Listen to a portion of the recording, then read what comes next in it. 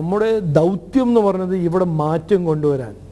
ആ മാറ്റം കൊണ്ടുവരാൻ നമുക്ക് അധികാരം പിടിക്കണം, അധികാരത്തിൽ വരണം, സർക്കാർ ഉണ്ടാക്കണം. സർക്കാർ ഉണ്ടാക്കിയാൽ മാത്രമേ ഇവിടെ മാറ്റം കൊണ്ടുവരാൻ നമുക്ക് പറ്റൂ. അത് ഞാൻ മെസ്സേജ് കൊടുക്കുന്നത് നമ്മുടെ പ്രവർത്തകർക്ക് മാത്രമല്ല, ജനങ്ങൾക്കും. അതുകൊണ്ട് ഒരു ഓവറോൾ സ്ട്രാറ്റജി ഉണ്ട്. ബട്ട് അതിന് എത്രയോ ഇനി ദിവസവും മാസം ഇരുന്ന് അതിനെ ഒരു കൺവേർട്ടഡ് ഇൻടു പൊളിറ്റിക്കൽ സ്ട്രാറ്റജി പിന്നെ നമ്മുടെ പ്രവർത്തകരുടെ കൂടെ അധ്വാനിച്ച് അത് മുമ്പോട്ട് കൊണ്ടുപോകണം.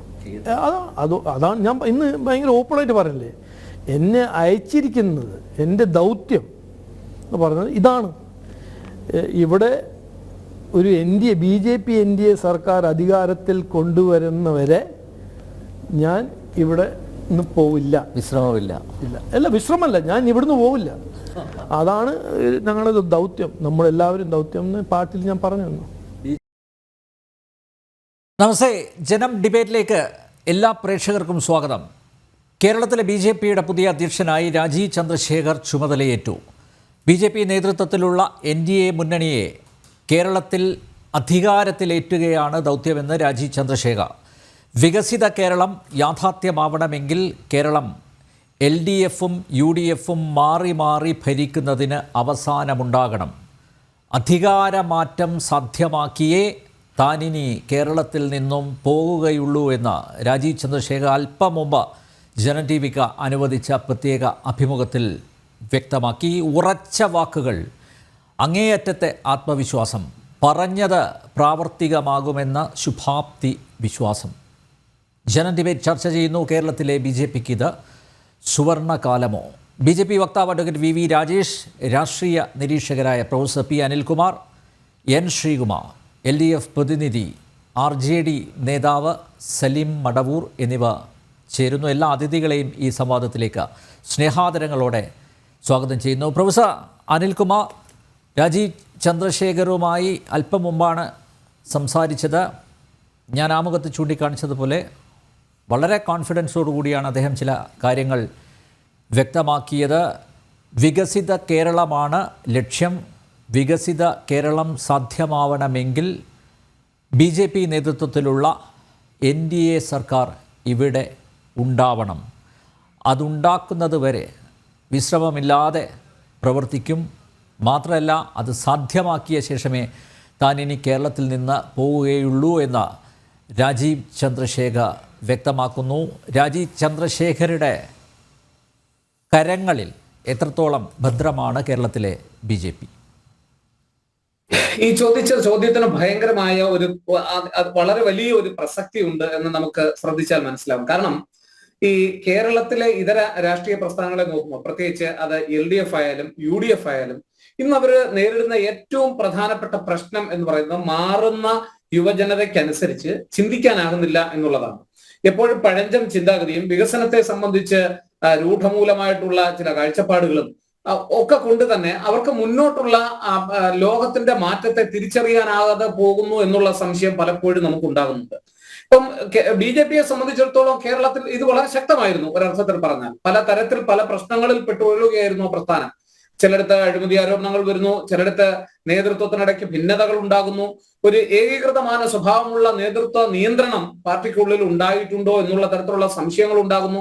പല തെരഞ്ഞെടുപ്പുകളിലും അവസരങ്ങളിൽ ഉണ്ടാകുന്നു. അപ്പൊ ഇതൊക്കെ BJPയെ സംബന്ധിച്ചിടത്തോളം ഒരു വലിയ പ്രശ്നമായി കേരളത്തിൽ നിന്നതാണ്. നമ്മൾ മറച്ചു വെച്ചിട്ട് കാര്യമൊന്നുമില്ല. പലപ്പോഴും അതിനകത്ത് പ്രശ്നങ്ങൾ ഉണ്ടായിരുന്നു, പാർട്ടിക്ക് ഉള്ളിൽ പ്രശ്നങ്ങൾ ഉണ്ടായതായിട്ട് മാധ്യമങ്ങൾ റിപ്പോർട്ട് ചെയ്തിട്ടുള്ളതാണ്. പക്ഷെ രാജീവ് ചന്ദ്രശേഖർ എന്തുകൊണ്ട് പ്രസക്തനാകുന്നു എന്ന് പറയുന്നതിൽ ഞാൻ കാണുന്ന 3-4 പ്രധാനപ്പെട്ട ഘടകങ്ങളുണ്ട്. ഒന്ന്, അദ്ദേഹം കേരളത്തിലെ മാറുന്ന യുവജനതയുടെ മുഖമാണ് എന്നുള്ളതാണ്. കാരണം അദ്ദേഹത്തിന്റെ പ്രായമൊക്കെ ആയെങ്കിലും അദ്ദേഹം യുവജനങ്ങളുമായി സംവദിക്കുന്നതിനും മാറുന്ന കാലഘട്ടത്തിനനുസരിച്ച് സഞ്ചരിക്കുകയും രാജ്യത്തിന്റെ ഭാവി വികസന കാഴ്ചപ്പാട് എന്തായിരിക്കണം എന്നതിനെ സംബന്ധിച്ച് വ്യക്തമായ ധാരണ രൂപപ്പെടുത്തുകയൊക്കെ ചെയ്യുന്ന ഒരു മനുഷ്യനാണ്. കേവലം 3 മാസത്തെ പ്രവർത്തനം കൊണ്ട് 35 ദിവസത്തെ പ്രവർത്തനം കൊണ്ട് 3 ലക്ഷം വോട്ട് തിരുവനന്തപുരത്ത് മേടിച്ച് മത്സരിച്ച് ജയത്തോടടുത്ത് വന്ന ഒരാളാണ്. അത് നമ്മൾ മറന്നു പോകരുത്. അപ്പൊ അതുകൊണ്ട് തന്നെ എല്ലാ വിഭാഗം ജനതയും ഒരുമിച്ച് കൊണ്ടുവരാൻ അദ്ദേഹത്തിന് കഴിയുന്നു എന്നുള്ളതാണ്. പ്രത്യേകിച്ച് കഴിഞ്ഞ തെരഞ്ഞെടുപ്പിൽ നമ്മൾ അദ്ദേഹത്തിന്റെ പ്രവർത്തനവും പരിശോധിച്ചാൽ എല്ലാവരും ഒരേപോലെ അംഗീകരിച്ചൊരു കാര്യം, ഇതര നേതൃത്വത്തെ അല്ലെങ്കിൽ ഇതര രാഷ്ട്രീയ പാർട്ടികളുടെ സ്ഥാനാർത്ഥികളെ അദ്ദേഹം പെട്ടെന്ന് പിന്നോട്ടാക്കുന്നുള്ള ഒരു പ്രധാനപ്പെട്ട കാരണം, അദ്ദേഹത്തെ വിജയിച്ചില്ല എങ്കിലും പല സ്ഥലങ്ങളിലും നമ്മൾ കമ്പാരിറ്റീവായിട്ട് പരിശോധിച്ചാൽ അദ്ദേഹം മുന്നിലായതായിട്ട് കാണാനായിട്ട് കഴിയും. അതിന്റെ ഏറ്റവും പ്രധാനപ്പെട്ട ഒരു കാരണം എന്ന് പറയുന്നത്, ഈ വളരെ ചുരുങ്ങിയ നാളുകൾ കൊണ്ട് തന്നെ ടെക്നോക്രാറ്റുകളുടെ ഇടയിലും വിദ്യാസമ്പന്നരുടെ ഇടയിലും തൊഴിലാളി വർഗത്തിലെ ഓരോ പ്രത്യേക വിഭാഗങ്ങളുടെ ഇടയിലും ഒക്കെ അദ്ദേഹം വളരെ പെട്ടെന്ന് ചടുലമായി സ്ഥാനം ഉറപ്പിക്കാൻ അദ്ദേഹത്തിന് തിരുവനന്തപുരത്ത് കഴിഞ്ഞു എന്നുള്ളതാണ്.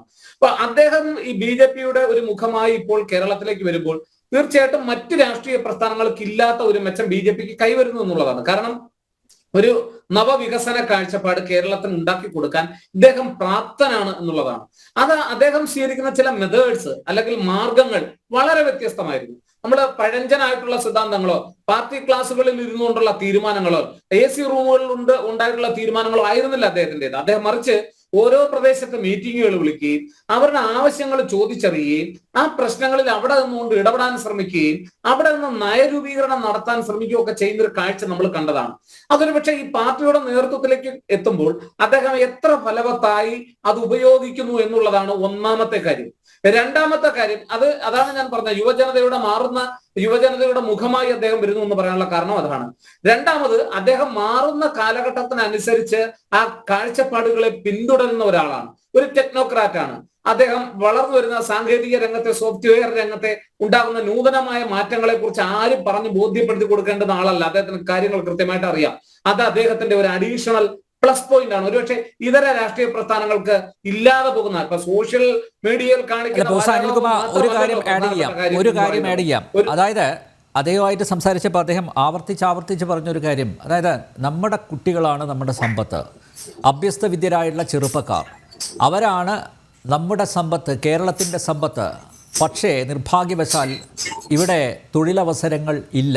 അതുകൊണ്ട് അവർ കേരളം വിട്ടുപോകാൻ നിർബന്ധിതരാകുന്നു.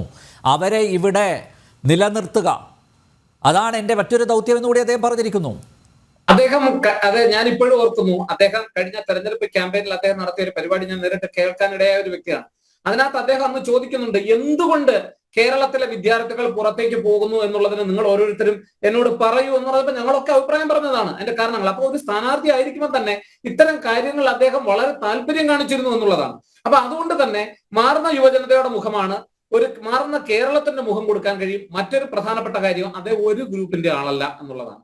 കേരളത്തെ സംബന്ധിച്ചിടത്തോളം BJP-യിൽ ഒട്ടും ഗ്രൂപ്പില്ലായിരുന്നു എന്നൊക്കെ പറഞ്ഞു കഴിഞ്ഞാൽ ഒരുപക്ഷെ നമുക്ക് ഒരു BJP വക്താവിന് ഒരുപക്ഷെ അത് പറയാൻ കഴിഞ്ഞേക്കും. പക്ഷെ നമുക്കത് സ്വതന്ത്രമായി അക്കാദമികരമായി പരിശോധിച്ചാൽ അതിനകത്ത് ഭിന്നസ്വരങ്ങൾ പലപ്പോഴും ഉണ്ടായിട്ടുണ്ട്. പക്ഷെ ആ ഭിന്നസ്വരങ്ങളെ ഒക്കെ മാറ്റിവെച്ചുകൊണ്ട് ഒന്നായി BJP-യെ കൊണ്ടുപോകുവാനുള്ള ഒരു മുഖമായി ചന്ദ്രശേഖർ അവതരിപ്പിക്കപ്പെടുന്നു എന്നുള്ളതാണ്.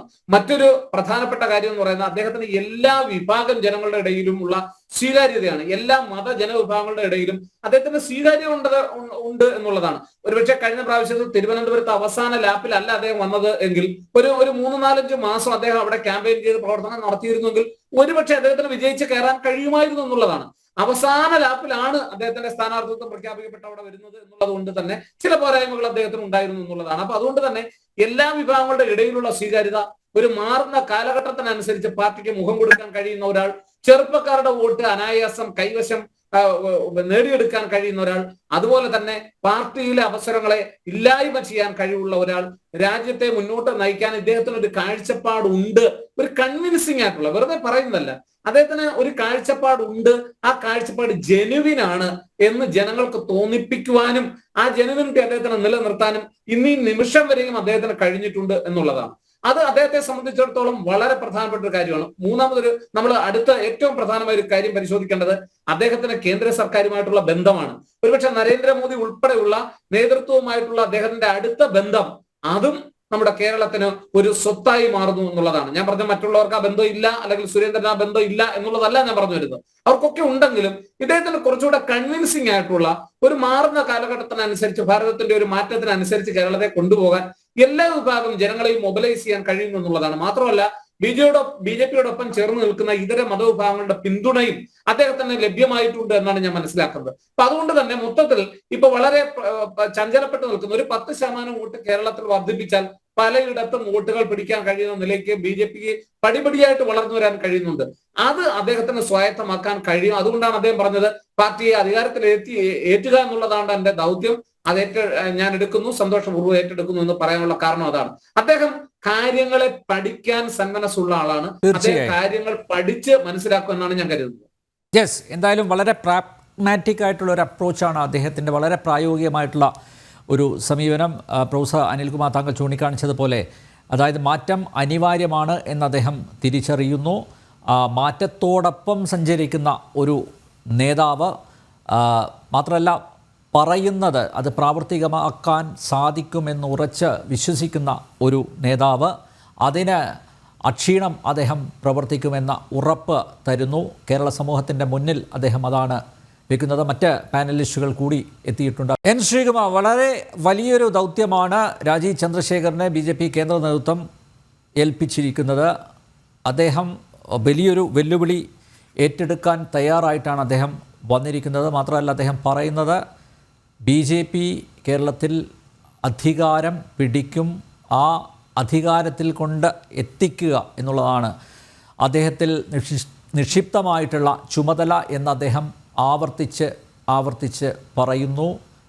ഞാൻ നേരത്തെ അനിൽകുമാറിനോട് ചോദിച്ച പോലെ BJPയുടെ ഭാവി എത്രത്തോളം ഭദ്രമാണ് ഇദ്ദേഹത്തിൻ്റെ കൈകളിൽ?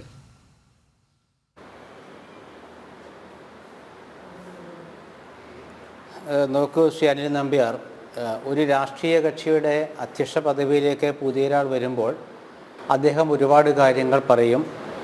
അദ്ദേഹം പാർട്ടിയുടെ പ്രവർത്തകരെ കൂടുതൽ ഊർജ്ജസ്വലരാക്കാനുള്ള ചില നിർദ്ദേശങ്ങളൊക്കെ വയ്ക്കും.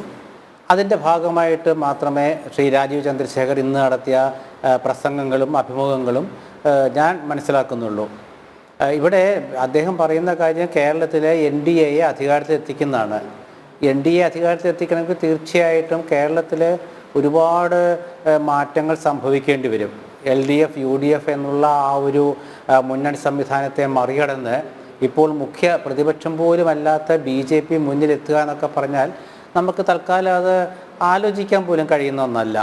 പക്ഷേ BJPയുടെ ഒരു പ്രസിഡന്റ് അങ്ങനെ പറയുന്നതിൽ തെറ്റ് പറയാൻ കഴിയില്ല. കാരണം അദ്ദേഹം അങ്ങനെ പറയാൻ വിധിക്കപ്പെട്ട ഒരാളാണ്. ഇവിടെ എനിക്ക് മുമ്പ് സംസാരിച്ച ശ്രീ അനിൽകുമാർ ഇതൊരു പുതിയ എന്തോ ഒരു BJPയിൽ ഒരു യുഗം തുടങ്ങുന്ന പോലൊക്കെ എന്നുള്ള ഒരു തോന്നൽ ഉണ്ടാക്കുന്ന രീതിയിൽ സംസാരിക്കുന്ന പോലെ എനിക്ക് തോന്നി. മാത്രമല്ല നിങ്ങളുടെ ഹെഡിങ്ങും സുവർണകാലം വരുന്നു എന്നുള്ളതാണ്. അപ്പോൾ ഇത്രയും കാലം കേരളത്തിലെ BJPയെ നയിച്ചവരൊന്നും ഒരു സുവർണ കാലഘട്ടത്തിലേക്ക് എത്തിക്കാൻ പറ്റിയില്ലേ എന്നുള്ളൊരു ചോദ്യം ഇവിടെ ഉയരുകയാണ്. അപ്പോൾ അതിൻ്റെ കാരണങ്ങൾ എന്താണെന്നുള്ളത് BJPയുടെ ഇതുവരെയുള്ള നേതാക്കൾ വിശദീകരിക്കേണ്ട ഒരു അവസ്ഥ ഇപ്പോൾ വന്നിരിക്കുകയാണ്. രണ്ടാമത്തെ കാര്യം, രാഷ്ട്രീയത്തെ നമ്മൾ രാഷ്ട്രീയം കൊണ്ടാണ് നേരിടേണ്ടത്. ശ്രീ രാജീവ് ചന്ദ്രശേഖർ അദ്ദേഹം വളരെ പ്രഗത്ഭനായ ഒരു വ്യക്തിത്വമാണ്, സംശയമില്ലാത്ത കാര്യമാണ്. പാർലമെൻ്ററി രാഷ്ട്രീയത്തിൽ അദ്ദേഹം വളരെ മിടുക്കനാണ്, കേമനാണ്. പക്ഷേ അദ്ദേഹം നമ്മളുടെ സംഘടനാപരമായ രാഷ്ട്രീയത്തിലേക്ക് വരുമ്പോൾ അദ്ദേഹത്തിന് ഒരുപാട് കഷ്ടപ്പെടേണ്ടി വരും. കാരണം എന്താണെന്ന് വെച്ചാൽ അദ്ദേഹത്തിൻ്റെ രാഷ്ട്രീയമായ സംഘടനാപരമായ പാരമ്പര്യം കുറവാണ്. അതായത് സംഘപരിവാർ ബന്ധങ്ങളോ അല്ലെങ്കിൽ BJP ബന്ധങ്ങളോ ഒന്നും അദ്ദേഹത്തിന് കാര്യമായിട്ട് ഉണ്ടായിരുന്നില്ല. ഒരു 10-15 വർഷത്തെ ഒരു രാഷ്ട്രീയ പരിചയം. ടെക്നോക്രാറ്റ്, ഒരു സാങ്കേതിക വിദഗ്ധൻ എന്ന നിലയിലാണ് താങ്കൾ അറിയപ്പെടുന്നത്. പക്ഷേ ഒരു പൂർണ്ണ രാഷ്ട്രീയ നേതാവായിട്ട് താങ്കൾ മാറുകയാണ്. അപ്പോൾ ആ ഒരു മാറ്റത്തെ ഉൾക്കൊള്ളാനാവുമോ എന്ന് അദ്ദേഹത്തോട് ചോദിച്ചപ്പോൾ അദ്ദേഹം പറഞ്ഞത് കർണാടക തെരഞ്ഞെടുപ്പിൽ, ലോക്സഭ നിയമസഭാ തെരഞ്ഞെടുപ്പിൽ പ്രവർത്തിച്ചൊരു എക്സ്പീരിയൻസ് അദ്ദേഹത്തിനുണ്ട്. മാത്രമല്ല താങ്കൾ നേരത്തെ പറഞ്ഞ പോലെ രാജ്യസഭയിൽ ഉള്ള അദ്ദേഹത്തിൻ്റെ പ്രവർത്തനം, അദ്ദേഹം കേന്ദ്രമന്ത്രിയായി പ്രവർത്തിച്ചിട്ടുണ്ട്. അതുകൊണ്ട് തന്നെ എല്ലാ വിഭാഗം ജനങ്ങളുമായിട്ട് സംവദിക്കാനുള്ള അവസരം അദ്ദേഹത്തിന് സാധിച്ചിട്ടുണ്ട്. അതുകൊണ്ട് ഒരു ടെക്നോക്രാറ്റ് എന്ന നിലയിൽ മാത്രം അദ്ദേഹത്തെ ചുരുക്കി കാണണ്ട എന്ന് അദ്ദേഹം തന്നെ തുറന്നു പറയുകയുണ്ടായി. അദ്ദേഹത്തിന് രാഷ്ട്രീയത്തിൽ വേണ്ടത്ര എക്സ്പീരിയൻസ്, അനുഭവ പരിചയമുണ്ട് എന്ന് തന്നെയാണ് അദ്ദേഹം തുറന്നു പറഞ്ഞിരിക്കുന്നത്.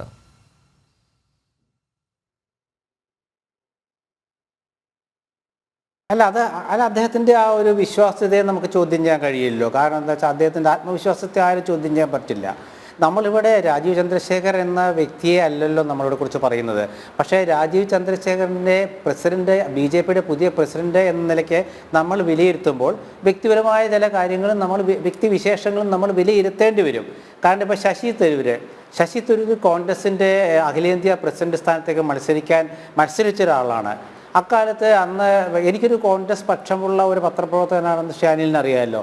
അപ്പോൾ അന്ന് ഞാനും പറഞ്ഞത് ശശി തരൂർ ഒരിക്കലും കോൺഗ്രസിൻ്റെ AICC അധ്യക്ഷ പദവിയിലേക്ക് മത്സരിക്കാൻ അത് ഇപ്പോഴത്തെ അവസ്ഥയിൽ അദ്ദേഹം അതിന് ഒരു പ്രാഥമിക യോഗ്യത നേടിയിട്ടില്ല എന്നാണ്. കാരണം അദ്ദേഹം ഒരു പാർലമെൻറ്റേറിയനാണ്, ഒരു ഇൻ്റർനാഷണൽ റിലേഷൻസിൽ താല്പര്യമുള്ള ഒരാളാണ്. അതുപോലെ രാജീവ് ചന്ദ്രശേഖർ എന്ന് പറയുന്നത് അദ്ദേഹം ഒരു ടെക്നോക്രാറ്റോ വ്യവസായിയോ അല്ലെങ്കിൽ മാധ്യമ സ്ഥാപനത്തിൻ്റെ ഉടമയോ ഒക്കെയാണ്. മാത്രമല്ല അദ്ദേഹം കേന്ദ്രമന്ത്രിയായിരുന്നു. അദ്ദേഹം പാർലമെൻ്ററി രാഷ്ട്രീയത്തിൽ അദ്ദേഹം കേമനാണ്, സംശയമില്ല. പക്ഷേ സംഘടനാപരമായ രാഷ്ട്രീയം എന്ന് ഞാൻ പറയുമ്പോൾ കേരളത്തിലെ BJPയുടെ ഇന്നത്തെ അവസ്ഥ കൂടെ നമ്മൾ പരിശോധിക്കണം ശ്രീ നമ്പ്യാർ. അതായത് എന്തുകൊണ്ടാണ് കേരളത്തിലെ BJPയിലെ തുല്യരായ ഒരുപാട് നേതാക്കളുണ്ട്. അതിലൊന്നാമൻ പ്രൈമസ് ഇൻട്രപ്പസ് നമ്മൾ പറയും. അതായത് തുല്യരിൽ ഒന്നാമനായിട്ട് ഒരാളെ കണ്ടെത്താൻ കേന്ദ്ര BJP നേതൃത്വത്തിന് സാധിച്ചില്ല. പകരം അവർ ഒരു കേരളത്തിലെ BJPയുടെ സംഘടനാപരമായ പാരമ്പര്യവുമായി ബന്ധമില്ലാത്ത ഒരാളെ കൊണ്ടുവരികയാണ്. ആ ആൾ കേന്ദ്ര BJP നേതൃത്വവുമായി വളരെ താതാത്മ്യം പ്രാപിച്ച വളരെ അടുപ്പമുള്ള ഒരാളാണ്. അതുകൊണ്ട് ഒരുപക്ഷെ കേരളത്തിലെ BJP നേതാക്കൾ കുറച്ച് കാലത്തേക്ക് മിണ്ടാതിരുന്നേക്കാം. പക്ഷേ എത്ര കാലം അവരുടെ ആ ഒരു ആത്മസംഘർഷം അവർ ഉള്ളിൽ ഒതുക്കി കഴിയുന്നുള്ളതാണ്. അതിന് പൊട്ടിത്തെറിയിലേക്ക് വന്നാൽ അത്ഭുതപ്പെടാനില്ല. ഞാനിതിൽ പറഞ്ഞു വരാൻ കാരണം എന്ന് വെച്ചാൽ രാഷ്ട്രീയത്തെ രാഷ്ട്രീയം കൊണ്ട് നേരിടണം എന്ന് ഞാൻ പറയാൻ കാരണം ഇവിടെ കോൺഗ്രസും CPM-ഉം BJP-യും മുഖ്യ കക്ഷികളായിട്ട് വരുമ്പോൾ കോൺഗ്രസും CPM-ഉം മുഖ്യകക്ഷികളായിട്ട് വരുമ്പോൾ അവർക്കിടയിലേക്ക് കടന്നു ചെല്ലാവുന്ന ഒരു മൂന്നാം കക്ഷി ഇന്ന് BJP-യാണ്. അങ്ങനെ BJP അവിടേക്ക് വരാനുള്ള ഒരു താല്പര്യത്തിൽ നിൽക്കുമ്പോൾ കേരളത്തിലെ രാഷ്ട്രീയ സാഹചര്യവും അന്തരീക്ഷവും അറിയാവുന്ന കേരളത്തിലെ BJPയുടെ നേതാക്കളെ എന്തുകൊണ്ട് കേന്ദ്ര നേതൃത്വം വിശ്വാസത്തിലെടുത്തില്ല എന്നൊരു ചോദ്യമുണ്ട്. അതായത് ഇവിടെ B. മുരളീധരനാണെങ്കിലും PK കൃഷ്ണദാസ് വിശ്വാസത്തിലെടുക്കാത്തതിന്റെ പ്രശ്നമില്ലല്ലോ, പുതിയൊരു മുഖം വരട്ടെ എന്ന് കേന്ദ്ര നേതൃത്വം തീരുമാനിച്ചു കാണും.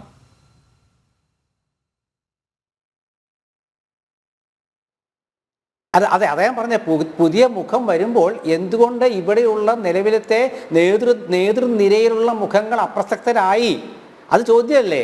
കാരണം ഇപ്പോൾ കോൺഗ്രസിൻ്റെ KPCCയുടെ അധ്യക്ഷ സ്ഥാനത്തേക്ക് കേരളത്തിലെ കോൺഗ്രസ് നേതാക്കളെയൊക്കെ മാറ്റിക്കൊണ്ട് ശശി തരൂരിനെ കൊണ്ടുവരുന്ന ഒരു അവസ്ഥ വന്നാൽ ഇതേ ചോദ്യം ഉന്നയിക്കപ്പെടും. അതുപോലൊരു ചോദ്യം ഞാൻ ഉന്നയിച്ചതേ ഉള്ളൂ. അതിലിപ്പോൾ അതിൻ്റെ അർത്ഥം എന്താണെന്ന് വെച്ചാൽ BJPയുടെ കേന്ദ്ര നേതൃത്വത്തിന് രാജീവ് ചന്ദ്രശേഖരനെ ഇങ്ങോട്ട് നിയമിക്കാൻ അധികാരമില്ല എന്നുള്ളതല്ല. എന്തുകൊണ്ട് ഇവിടെയുള്ള നേതാക്കൾ തഴയപ്പെട്ടു എന്നൊരു ചോദ്യം രാഷ്ട്രീയമായിട്ട് ഉയർന്നു നിൽക്കുകയാണ് ശ്രീ അനിൽ നമ്പ്യാർ. ഞാൻ സംസാരിക്കുന്ന ജനൻ TV-യിലാണ് എന്നുള്ള ഉറച്ച ഒരു അറിവോട് തന്നെയാണ് ഞാൻ ഈ ചോദ്യം ഉന്നയിക്കുന്നത്. നമ്മളൊരു രാഷ്ട്രീയ വിഷയം സംസാരിക്കുമ്പോൾ ആ രാഷ്ട്രീയ വിഷയത്തിൽ ഒരു മാറ്റം ഉണ്ടാകുമ്പോൾ ആ മാറ്റത്തിൻ്റെ അടിസ്ഥാന ഘടകങ്ങൾ പരിശോധിക്കുമ്പോൾ ഉയർന്നു വരുന്ന ചില കാര്യങ്ങളാണ് ഞാനിവിടെ ചൂണ്ടിക്കാണിച്ചത്. ഇവിടെ BJPയിലെ പല ഗ്രൂപ്പുകൾ, അത് BJPയിൽ മാത്രമല്ല, ഞാൻ രാഷ്ട്രീയ കക്ഷികളിൽ ഗ്രൂപ്പ് വേണമെന്ന അഭിപ്രായക്കാരനാണ് കേട്ടോ. കാരണം രാഷ്ട്രീയ കക്ഷികളിൽ ഗ്രൂപ്പ് എത്രത്തോളം ശക്തമാകുന്നുവോ അത്രത്തോളം പാർട്ടി വളരുമെന്ന് എനിക്കൊരു നിരീക്ഷണത്തിൽ ബോധ്യപ്പെട്ടിട്ടുണ്ട്. നേരെ മറിച്ച് സംഘടനാപരമായ ഗ്രൂപ്പിസം എപ്പോൾ നിലച്ചിട്ടുണ്ടോ അപ്പോൾ നേതാക്കളെല്ലാം അവരുടെ അരക്ഷിത ബോധത്തിൽ നിന്നും അവർ ഏതെങ്കിലും ഒരു നേതാവിൻ്റെ പിന്നാലെ പോകുന്ന അവസ്ഥ ഞാൻ കണ്ടിട്ടുണ്ട്. അത് കോൺഗ്രസിൽ ഇപ്പോൾ സംഭവിച്ചുകൊണ്ടിരിക്കുന്നുണ്ട്. അതുപോലെ തന്നെ BJPയിലെ ആ ഗ്രൂപ്പ് ആ ഒരു സമ്പ്രദായത്തിൽ നിന്നും മാറ്റം വരുമ്പോൾ ഇവരൊക്കെ ആരെ പിന്തുണയ്ക്കും? എല്ലാവരും രാജീവ് ചന്ദ്രശേഖരനെ പിന്തുണയ്ക്കുമോ? അതോ ഞങ്ങളൊക്കെ സുരക്ഷിതരല്ല എന്നുള്ള ഘട്ടത്തിലേക്ക് അവർ എത്തിയിട്ടുണ്ടോ? ഞങ്ങൾ എന്തുകൊണ്ട് തഴയപ്പെട്ടു എന്നൊരു തോന്നലുണ്ടോ? ഞങ്ങളാരും പ്രസിഡന്റാകാൻ യോഗ്യരല്ലേ എന്നൊരു തോന്നലുണ്ടോ? ഇതൊക്കെ നമ്മൾ സമീപ ഭാവിയിൽ, ആസന്നമായ ഭാവിയിൽ BJP ചർച്ച ചെയ്യുന്ന വിഷയങ്ങളാണ്. അവിടെ രാജീവ് ചന്ദ്രശേഖർ എന്നുള്ള ഒരു വ്യവസായ പ്രമുഖനെ, ഒരു പാർലമെന്ററി രാഷ്ട്രീയത്തിലെ പരിചയസമ്പന്നനായ ആൾക്ക് സംഘടനാതല രാഷ്ട്രീയത്തിലേക്ക് വരുമ്പോൾ എന്ത് നിലപാടെടുക്കാൻ കഴിയും എന്നുള്ളതാണ്.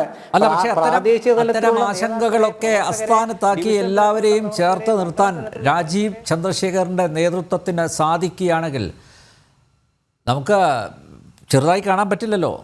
ശരിയാണ്, അദ്ദേഹത്തിന് രാഷ്ട്രീയത്തിൽ വലിയ പരിചയമില്ല, താങ്കൾ പറഞ്ഞതുപോലെ വലിയ പരിചയമില്ല. പക്ഷേ എങ്കിലും അദ്ദേഹത്തിന് അനുഭവങ്ങളുണ്ട് അദ്ദേഹത്തിൻ്റെ മുന്നിൽ, അത് സമ്പത്ത് ആയിട്ടുണ്ട്. അതുകൊണ്ട് അതിൻ്റെ അടിസ്ഥാനത്തിൽ ഒരുപക്ഷെ ഇവരെയൊക്കെ ചേർത്ത് നിർത്തി BJP ശക്തമായി മുന്നോട്ട് കൊണ്ടുപോകാൻ രാജീവ് ചന്ദ്രശേഖറിൻ്റെ നേതൃത്വത്തിന് സാധിച്ചാലോ?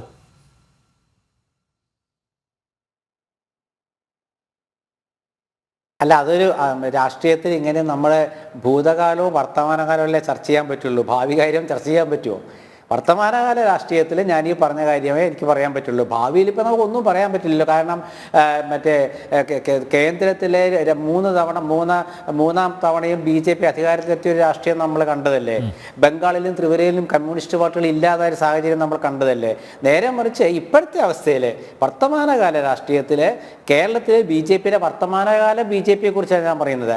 അവിടെ അവർ മുഖ്യ പ്രതിപക്ഷമാകണം ആദ്യം. ഇവിടെ K. സുരേന്ദ്രൻ കഴിഞ്ഞ തവണ തെരഞ്ഞെടുപ്പ് കാലത്ത്, നിയമസഭാ തെരഞ്ഞെടുപ്പ് കാലത്ത് പറഞ്ഞൊരു ഒരു വലിയൊരു പ്രശസ്തമായ പ്രഖ്യാപനമുണ്ട്. 35 സീറ്റ് കിട്ടിയാൽ ഞങ്ങൾ കേരളം ഭരിക്കുന്നത്. എന്നിട്ട് കേരള നിയമസഭയിൽ സുരേഷ് ഗോപി BJPക്ക് എന്താണ് കുഴപ്പം? BJPയുടെ അവസ്ഥ അത് ഏറെ മെച്ചപ്പെട്ടില്ലേ? നോക്കൂ, CPM സംസ്ഥാന സമ്മേളനം, കൊല്ലത്ത് സമാപിച്ച CPM സംസ്ഥാന സമ്മേളനത്തിൽ പ്രധാനപ്പെട്ട ചർച്ചാ വിഷയം കേരളത്തിലെ BJPയുടെ വളർച്ചയായിരുന്നു. അത് കേരളം ഭരിക്കുന്ന പാർട്ടിയെ പോലും അസ്വസ്ഥരാക്കുന്നു. BJP വളരുന്നു. അതല്ലേ നമുക്കറിയാലോ, ആ രാഷ്ട്രീയ പ്രമേയത്തിലൊക്കെ BJP പരാമർശ വിഷയമായിട്ടുണ്ട്. അപ്പോൾ വർത്തമാനകാല BJP മോശമല്ല കേട്ടോ. അങ്ങനെ പിന്നെ അണ്ടർ എസ്റ്റിമേറ്റ് ചെയ്യേണ്ട കാര്യമുണ്ടോ?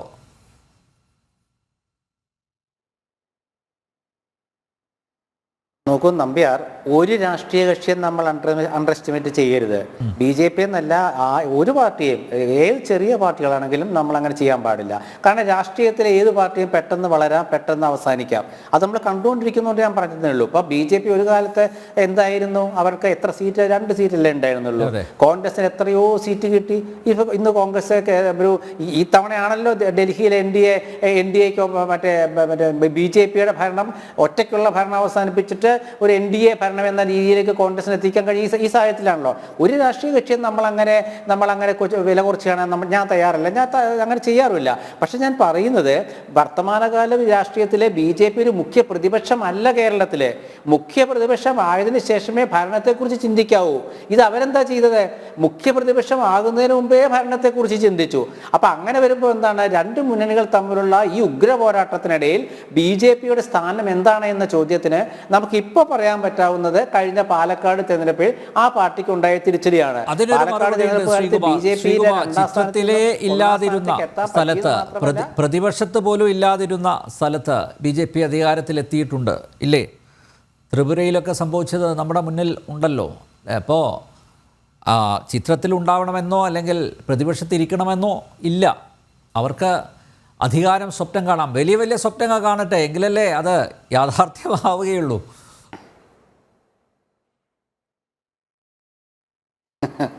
സ്വപ്നം കാണുന്നതിൽ ആർക്കും ഒരു കുഴപ്പമില്ല. കാരണം നമ്മൾ സ്വപ്നം എത്ര വേണമെങ്കിൽ കാണാം. നമ്മളെ മുഖ്യമന്ത്രി ആകുന്ന അടക്കം സ്വപ്നം കാണാമല്ലോ. ഇപ്പോൾ കഴിഞ്ഞ തവണ മുഖ്യമന്ത്രി സ്ഥാനാർത്ഥി ഓഫീസടക്കം പാലക്കാട് തുറക്കുന്ന നമ്മുടെ ബഹുമാന്യനായ E. ശ്രീധരൻ എന്തോ പറഞ്ഞ പോലെ എനിക്കിപ്പോൾ ഓർമ്മ വരുന്നുണ്ട്.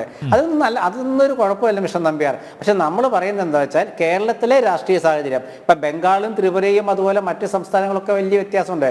കേരളത്തിലൊരു രാഷ്ട്രീയ സാഹചര്യം എന്ന് വെച്ചാൽ ഇവിടുത്തെ പരമ്പരാഗതമായിട്ടുള്ള പരിഷ്കരണ നിയമങ്ങൾ, നവോത്ഥാന, ഇപ്പോഴത്തെ പിണറായി വിജയൻ്റെ നവകേരള അല്ല കേട്ടോ, നവോത്ഥാന കാലഘട്ടം, നവോത്ഥാന പ്രസ്ഥാനങ്ങൾ, NSS, SNDP, ഇപ്പോഴത്തെ SNDP അല്ല, പഴയ SNDP, അങ്ങനെ ഒരുപാട് സാമൂഹ്യ പ്രസ്ഥാനങ്ങളൊക്കെ വളർത്തിയെടുത്ത ഒരു സംസ്കാരം കേരളത്തിലുണ്ട്. അതിൻ്റെയൊക്കെ കൂടി അടിസ്ഥാനത്തിലാണ് ഇവിടെ മുന്നണി രാഷ്ട്രീയം ഇങ്ങനെ മാറി മാറി വന്നതൊക്കെ സംഭവിച്ചത്. അതിനുശേഷം ഇപ്പോൾ ഉണ്ടായ അവസ്ഥ എന്താ വെച്ചാൽ 2014 BJP നരേന്ദ്രമോദിയുടെ നേതൃത്വത്തിൽ കേന്ദ്രത്തിൽ അധികാരത്തിൽ വന്നപ്പോൾ ഒരു പുതിയ മുഖം BJPക്ക് കിട്ടുകയും BJPയിലേക്ക് ആളുകൾ എത്തുന്ന ഒരു തരത്തിലേക്ക് അതൊരു പ്രത്യേക സ്റ്റൈലായി, ഒരു ഫാഷൻ പോലായി മാറി BJP ചേരുക എന്നുള്ളത്. അങ്ങനെ എത്തിയൊരു അവസ്ഥയാണ് ഇന്ന് BJP നമ്മൾ ചർച്ച ചെയ്യുന്നത്.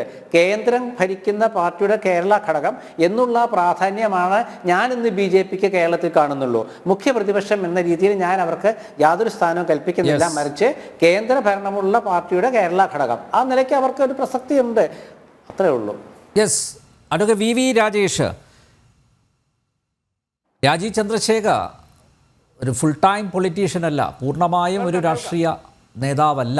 അതുകൊണ്ട് തന്നെ ഇന്നത്തെ അദ്ദേഹത്തിൻ്റെ പ്രസ്താവനകൾ, അദ്ദേഹത്തിൻ്റെ പ്രസംഗത്തിൽ അദ്ദേഹം പറഞ്ഞ കാര്യങ്ങൾ, അതൊക്കെ പൂർണ്ണമായി വിശ്വാസത്തിൽ എടുക്കേണ്ട. അത് ഏതൊരു നേതാവും ഒരു പ്രത്യേക സ്ഥാനത്ത് എത്തുമ്പോൾ, അധികാര കേന്ദ്രത്തിൽ എത്തുമ്പോൾ പറയുന്നതിനപ്പുറത്തേക്ക് അതിന് പ്രസക്തി ഇല്ല എന്നാണ് ശ്രീ എൻ ശ്രീകുമാർ ഇവിടെ പറഞ്ഞ് വെച്ചിരിക്കുന്നത്. പക്ഷേ പ്രൊഫസർ അനിൽകുമാറിന് മറ്റൊരു അഭിപ്രായം ആണ്. രാജീവ് ചന്ദ്രശേഖറിൻ്റെ ചില പരാമർശങ്ങൾ അത് വലിയ പോസിറ്റീവ് ഘടകമാണ് എന്നാണ് അദ്ദേഹം പറഞ്ഞിരിക്കുന്നത്. അഡ്വക്കേറ്റ് വി രാജേഷ് എങ്ങനെ കാണുന്നു ഇദ്ദേഹത്തിൻ്റെ നേതൃത്വത്തെ? കേരളത്തിലെ BJP ഒറ്റക്കെട്ടായി നയിക്കാനുള്ള പ്രാപ്തി രാജീവ് ചന്ദ്രശേഖറിനില്ലേ?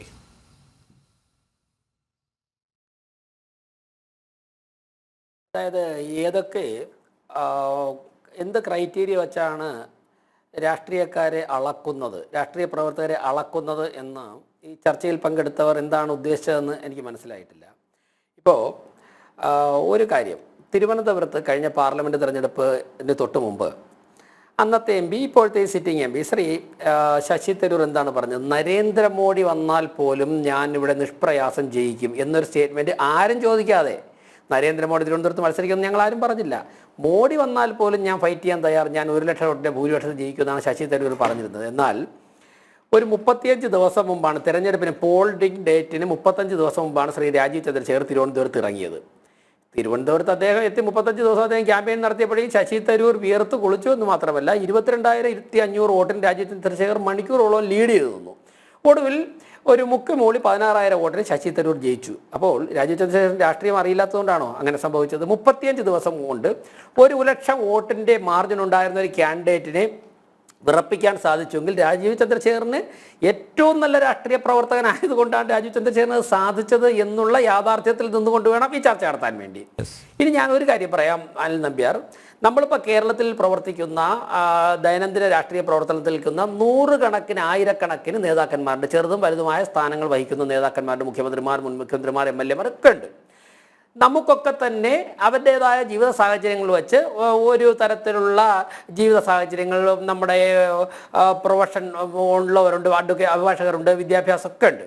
എന്നാൽ ഇത്തരത്തിൽ നിൽക്കുന്നവരിൽ നിന്നും വിഭിന്നനാണ് ശശി തരൂർ. അതുപോലെ തന്നെ ഇത്തരത്തിൽ നിന്നും നിൽക്കുന്നവരിൽ നിന്നും തികച്ചും വിഭിന്നനാണ് രാജീവ് ചന്ദ്രശേഖർ. അദ്ദേഹത്തിന് രാഷ്ട്രീയ പ്രവർത്തനം എന്നുള്ള ഒരു 30 വർഷത്തെ പരിചയമുണ്ട് കർണാടക രാഷ്ട്രീയത്തിൽ, ദേശീയ രാഷ്ട്രീയത്തിൽ, കേരള രാഷ്ട്രീയത്തിൽ ഉള്ളതോടൊപ്പം തന്നെ അതിലപ്പുറം മറ്റു ചില കഴിവുകളുണ്ട്. എന്താണ് കഴിവ്? അദ്ദേഹം ഒരു ടെക്നോളജിസ്റ്റാണ്, ഒരു കമ്പ്യൂട്ടർ സയൻറ്റിസ്റ്റാണ്. പല പല കാര്യങ്ങളും ആധുനിക യുഗത്തിൽ ലോകത്തിൽ തന്നെ അവതരിപ്പിച്ചതിൽ ആദ്യം രാജീവ് ചന്ദ്രശേഖർ ഉണ്ടായിരുന്നു, അവതരിപ്പിച്ച് വിജയിച്ചതിൽ. അത് കണ്ണാടിക്കൂട്ടിൽ AC റൂമിൽ ഇരിക്കുന്ന കാര്യങ്ങളൊന്നുമല്ല. സാധാരണക്കാരായ ജനങ്ങളുടെ നിത്യജീവിതത്തിൽ ടെക്നോളജി എങ്ങനെ പ്രയോജനപ്പെടാം. ഫോർ എക്സാമ്പിൾ, ഓൺലൈൻ ട്രാൻസാക്ഷൻ ഇന്ത്യയിൽ കൊണ്ടുവന്നപ്പോഴേക്കും P. ചിദംബരം എന്താ പറഞ്ഞത്? ഇവിടെ വൈഫൈ ഉണ്ടോ? പച്ചക്കറി വിൽക്കുന്ന ആളിന് മെഷീനുണ്ടോ? ATM card മെഷീനുണ്ടോ? ഇങ്ങനെ ഒരുപാട് ചോദ്യം. എങ്ങനെ മാങ്ങ വിൽക്കുന്നവൻ എങ്ങനെ വിൽക്കുമെന്ന് പറഞ്ഞ് പരിഹസിക്കുകയല്ലേ ചെയ്തത്. എന്നാൽ നരേന്ദ്രമോദി ഗവൺമെൻറ് നല്ല വിൽപ്പവറോടുകൂടി ആ പ്രക്രിയ ഇന്ത്യയിൽ ഇംപ്ലിമെൻ്റ് ചെയ്യാൻ തുടങ്ങിയപ്പോൾ അതിൻ്റെ മുന്നണിയിലും പിന്നണിയിലും നിന്ന് പ്രവർത്തിച്ച രാജീവ് ചന്ദ്രശേഖരായിരുന്നു. അതായത് ടെക്നോളജി, താൻ സ്വായത്തമാക്കിയ ടെക്നോളജി തൻ്റെ രാജ്യത്തെ സാധാരണക്കാരായ ജനങ്ങൾക്ക് എങ്ങനെ മനോഹരമായി അവരുടെ നിത്യജീവിതത്തിൽ പ്രയോജനപ്പെടുത്തണമെന്ന് വരച്ചു കാട്ടുകയല്ല, അത് നടത്തി കാണിച്ചു കൊടുത്ത് വിജയിച്ച രാജീവ് ചന്ദ്രശേഖറിൻ്റെ ആ അറിവും അദ്ദേഹത്തിൻ്റെ ദൈനംദിന രാഷ്ട്രീയ 18 വർഷം MP ആയിരുന്നു, രാജ്യസഭയിൽ മികച്ച MP ആയിരുന്നു അദ്ദേഹം. ആ പ്രവർത്തന പരിചയവും 50-60 കൊല്ലം കൊണ്ട് ഞങ്ങളുടെ ഒരു സംഘടന ഇവിടെ ഉണ്ടല്ലോ, ആ സംഘടന ജീവൻ ബലിയർപ്പിച്ച് ഞങ്ങളുടെ പാർട്ടി പ്രവർത്തകർ രാജീവ് ചന്ദ്രശേഖർ ഉൾപ്പെടെ ഉള്ളവർ കഷ്ടപ്പെട്ട് പടുത്തുയർത്തിയൊരു സംഘടന, ആ സംഘടനയുടെ ബാക്കപ്പ് കൂടി ആകുമ്പോഴേക്കും തീർച്ചയായിട്ടും യാതൊരു സംശയവുമില്ല കേരളത്തിൽ ഇന്നൊരു വലിയൊരു സ്പേസ് ഉണ്ട്. ഇടതിനെയും വലതിനെയും നോടും വിയോജിക്കുന്ന ജനതയുടെ സ്പേസ്. ആ സ്പേസിലേക്ക് ഞങ്ങൾക്ക് കടന്നു കയറാൻ സാധിക്കുമെന്നുള്ള നല്ല ആത്മവിശ്വാസമുണ്ട്. സലീം മടവൂർ. ഞാനേ ഇവിടെ ഇന്ന് ഞാൻ കരുതിയത്, സത്യസന്ധമായിട്ട് പറയാണ്, ഇന്ന് ഞാൻ കരുതിയത് BJP തിരുവനന്തപുരത്ത് സംസ്ഥാന കമ്മിറ്റി ഓഫീസിൽ ഇതുപോലെ ഒരു ആഘോഷ പരിപാടി നടത്തില്ല എന്നാണ് ഞാൻ പ്രതീക്ഷിച്ചത്. കാരണം BJPയുടെ ഏറ്റവും സമുന്നതയായ നേതാവ് അഹല്യ ശങ്കർ അവർ ഇന്നത്തെ പോലെ ചാക്കിൽ കാശ് കൊണ്ടുവന്ന് സ്ഥാനാർത്ഥികൾക്ക് വിതരണം ചെയ്യുന്ന കാലഘട്ടത്തിലല്ല അവർ രാഷ്ട്രീയ പ്രവർത്തനം നടത്തിയത്. ഇന്നത്തെ പോലെ ശരിയല്ല, ചാക്കില് കാശ് കൊണ്ടുവന്ന് സ്ഥാനാർത്ഥികൾ വിതരണം ചെയ്യുന്നതൊക്കെ പറയുന്നത് ശരിയല്ല. ആ പരാമർശം നല്ലതല്ല. അതെ, ഞാൻ പറഞ്ഞു തീർക്കട്ടെ. അങ്ങനെയാണ് ആര് കൊടുത്തു എന്ന് കൂടെ പറയണം. അല്ല, അത് കണ്ടല്ലോ നമ്മൾ കൊടകരയിൽ പിടിച്ചല്ലോ. അപ്പൊ ബെസ്റ്റ് ഇതൊക്കെ അനാവശ്യമായിട്ട് അതെ എന്നിട്ട് ഞാൻ പറയട്ടെ. ആരോഗ്യപരമായ ചർച്ച നടത്താൻ ബി ജെ പി നേതാക്കന്മാർ പ്രതികളായോ? എന്തിനാ അതിലൊക്കെ പോകുന്നത്? ഇല്ലല്ലോ, ഞാൻ പറഞ്ഞു നിങ്ങളുടെ പോലീസല്ലേ അന്വേഷിച്ചത്? അല്ലെ അതെ അന്വേഷിച്ച് പിടിക്കല്ലോ. ഇ ഡി അന്വേഷിച്ചാലും പിടിച്ചു? കിട്ടും. ആരെ അല്ല, പിടിച്ചു? അനിൽ നമ്പ്യാർ അതിൽ പിടിക്കണ്ട അലൻജി, കാരണം അദ്ദേഹത്തിന് ആവശ്യം അതാണ്. അതെ ഓക്കെ അത് ആ വിഷയത്തിലേക്ക് ചർച്ച പോകണ്ട. അത് വിടാം അദ്ദേഹത്തിന് ആവശ്യം അതിലേക്ക് കൊണ്ടുപോകാന്നുള്ളതാണ്. യെസ് വേണ്ട. അല്ല ആയിക്കോട്ടെ. അപ്പൊ അത് വിടാം നിങ്ങൾ ബി ജെ പി രാഷ്ട്രീയത്തിലോട്ട് വരൂ. യെസ് ഞാൻ അങ്ങോട്ട് തന്നെ വരുന്നത്. അപ്പൊ ഇന്ന് അവരോടൊരു ദുഃഖസൂചകമായിട്ട് ആഘോഷം മാറ്റി വെക്കുന്ന ഞാൻ വിചാരിച്ചു. ഒരു അല്പം ഇത് കാണിക്കാമായിരുന്നു. ഒരു ദുഃഖസൂചകമായിട്ട് 3 ദിവസം സാധാരണ ഏത് രാഷ്ട്രീയ പാർട്ടിയും 12 തെരഞ്ഞെടുപ്പില് കയ്യിൽ നിന്ന് കാശ് ചെലവാക്കി കഠിനാധ്വാനം ചെയ്ത് BJP പ്രവർത്തനം നടത്തിയ വലിയൊരു നേതാവ് മരിച്ച് അതിന്റെ പിറ്റേ ദിവസം തന്നെ തെരഞ്ഞെടുപ്പ് നടത്താം. ഓക്കെ, പക്ഷെ അതിന്റെ ആഘോഷവും തിരുവനന്തപുരത്ത് ആഫീസിൽ മധുരവിതരണവും ആഘോഷവും ഒക്കെ നടത്തുന്നത് കണ്ടപ്പോൾ അത് മറ്റൊരു പാർട്ടി സാധാരണ നിലക്ക് ചെയ്യാത്ത കാര്യമാണ്. ദുഃഖസൂചകമായി 2-3 ദിവസം ഔദ്യോഗിക പരിപാടികൾ മാറ്റി വെക്കാറുണ്ട്, മറ്റു പരിപാടികളൊക്കെ. ഇന്ന് അത് ഉണ്ടായില്ല എന്നുള്ളത് എന്നെ ദുഃഖിപ്പിക്കുന്നു. അവരോട് അല്പം ആദരവ് കാണിക്കാമായിരുന്നു. കാരണം നിസ്വാർത്ഥമായി എനിക്ക് തോന്നുന്നു അവര് 12 തെരഞ്ഞെടുപ്പുകളിൽ ബേപ്പൂരിൽ തന്നെ 3, കോഴിക്കോട് മത്സരിച്ച്, കൊയിലാണ്ടി അഹല്യ മത്സരിച്ചു. ശങ്കറിന്റെ ഛായാചിത്രത്തിൽ പുഷ്പാഞ്ജലി നടത്തിയ ശേഷമാണ് അദ്ദേഹം വേദിയിലേക്ക് വന്നത്. അതാ ഇപ്പോ സ്ക്രീനിൽ നോക്കിയാൽ മതി സലീം മടവൂർ അദ്ദേഹം പുഷ്പാർച്ചന നടത്തുന്നു. അതിനുശേഷമാണ് അദ്ദേഹം വേദിയിലേക്ക് വന്നത്. അതൊക്കെ ശരി. ഇന്ന് അങ്ങനെയല്ലേ സാധാരണ ദുഃഖസൂചകമായിട്ട് 2-3 ദിവസം ഔദ്യോഗിക പരിപാടി. എനിക്ക് ഞാൻ മറുപടി പറയാം. സലീമിന് ഞാൻ മറുപടി പറയാം. അല്ലല്ല, ഇടക്ക് മറുപടി നിങ്ങൾ സംസാരിച്ചല്ലേ, ഞാൻ പറഞ്ഞു തീർന്നിട്ട് നിങ്ങൾക്ക് പറയാം. ഞാൻ എന്റെ കാര്യം പറഞ്ഞു. 2, BJPയിൽ നിന്ന് നടന്ന തെരഞ്ഞെടുപ്പ് എന്ത് തെരഞ്ഞെടുപ്പാ? സംസ്ഥാന കമ്മിറ്റി ഒരാളെ പറഞ്ഞാൽ അയാൾ മാത്രം നോമിനേഷൻ കൊടുക്കും, അയാൾ സ്ഥാനാർത്ഥിയായി വരും, അയാൾ ജയിക്കും, അയാളെ പ്രഖ്യാപിക്കും. ആയിക്കോട്ടെ, ഇത് എന്താ പറയുക, ഒരു ഡിക്റ്റേറ്റഡ് ഡെമോക്രസി എന്ന് പറയാം. അതായത് മേലെ നടിച്ച് നിങ്ങൾ കമ്മ്യൂണിസ്റ്റ് പാർട്ടിയെ നിങ്ങൾ എപ്പോഴും കുറ്റം പറയല്ലോ, അതിൽ പരസ്യമായ തെരഞ്ഞെടുപ്പും വോട്ടിങ്ങും ഒന്നും ഇല്ല, തെരഞ്ഞെടുപ്പ് സംവിധാനം കുറ്റമറ്റതല്ല എന്നൊക്കെ. നിങ്ങളുടെ തെരഞ്ഞെടുപ്പ് എന്താണ്?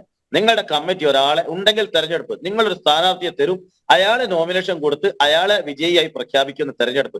നാണക്കേടല്ലേ ഇത്? ഇത് ഒരു ഇന്ത്യൻ ജനാധിപത്യത്തിന് അതിന് അപമാനമല്ലേ? ഒരു രാഷ്ട്രീയ പാർട്ടിയുടെ തെരഞ്ഞെടുപ്പ് നിങ്ങൾ തീരുമാനിച്ച ആള് മാത്രം നോമിനേഷൻ കൊടുക്കാൻ പാടുള്ളൂ. നിങ്ങൾക്ക് എന്തുകൊണ്ട് BJPയിലെ സംസ്ഥാന കൗൺസിലിൽ അംഗങ്ങൾക്ക് നോമിനേഷൻ കൊടുത്ത് ഭൂരിപക്ഷമുള്ളവൻ വരട്ടെ? ജനാധിപത്യമല്ലേ? എന്തുകൂടെ ആ സൗകര്യം നിങ്ങൾ കൊടുത്തുകൂടാ? VV രാജേഷിന് മത്സരിക്കാനുള്ള അവകാശമല്ലേ? MT രമേശിന് മത്സരിക്കാൻ സ്വാതന്ത്ര്യമല്ലേ? ശോഭാ സുരേന്ദ്രന് മത്സരിക്കാൻ സ്വാതന്ത്ര്യമല്ലേ? ഇവർക്കൊക്കെ നോമിനേഷൻ കൊടുക്കാമല്ലോ. നോമിനേഷൻ കൊടുത്ത് അതേപോലെ രാജീവ് ചന്ദ്രശേഖർ കൊടുക്കട്ടെ. കേരളത്തിലെ BJPയുടെ പ്രവർത്തകർക്കിടയിൽ നിന്ന് തെരഞ്ഞെടുക്കപ്പെട്ട് വരുന്ന സംസ്ഥാനത്തെ കൗൺസിലർമാർ വോട്ട് ചെയ്ത് ഏറ്റവും ഭൂരിപക്ഷമുള്ള ആള് പ്രസിഡന്റായി വരട്ടെ. എന്താ നിങ്ങൾക്ക് ഭയപ്പാട്? എന്തുകൊണ്ട് ആ സ്വാതന്ത്ര്യം നിങ്ങൾ കൊടുക്കുന്നില്ല?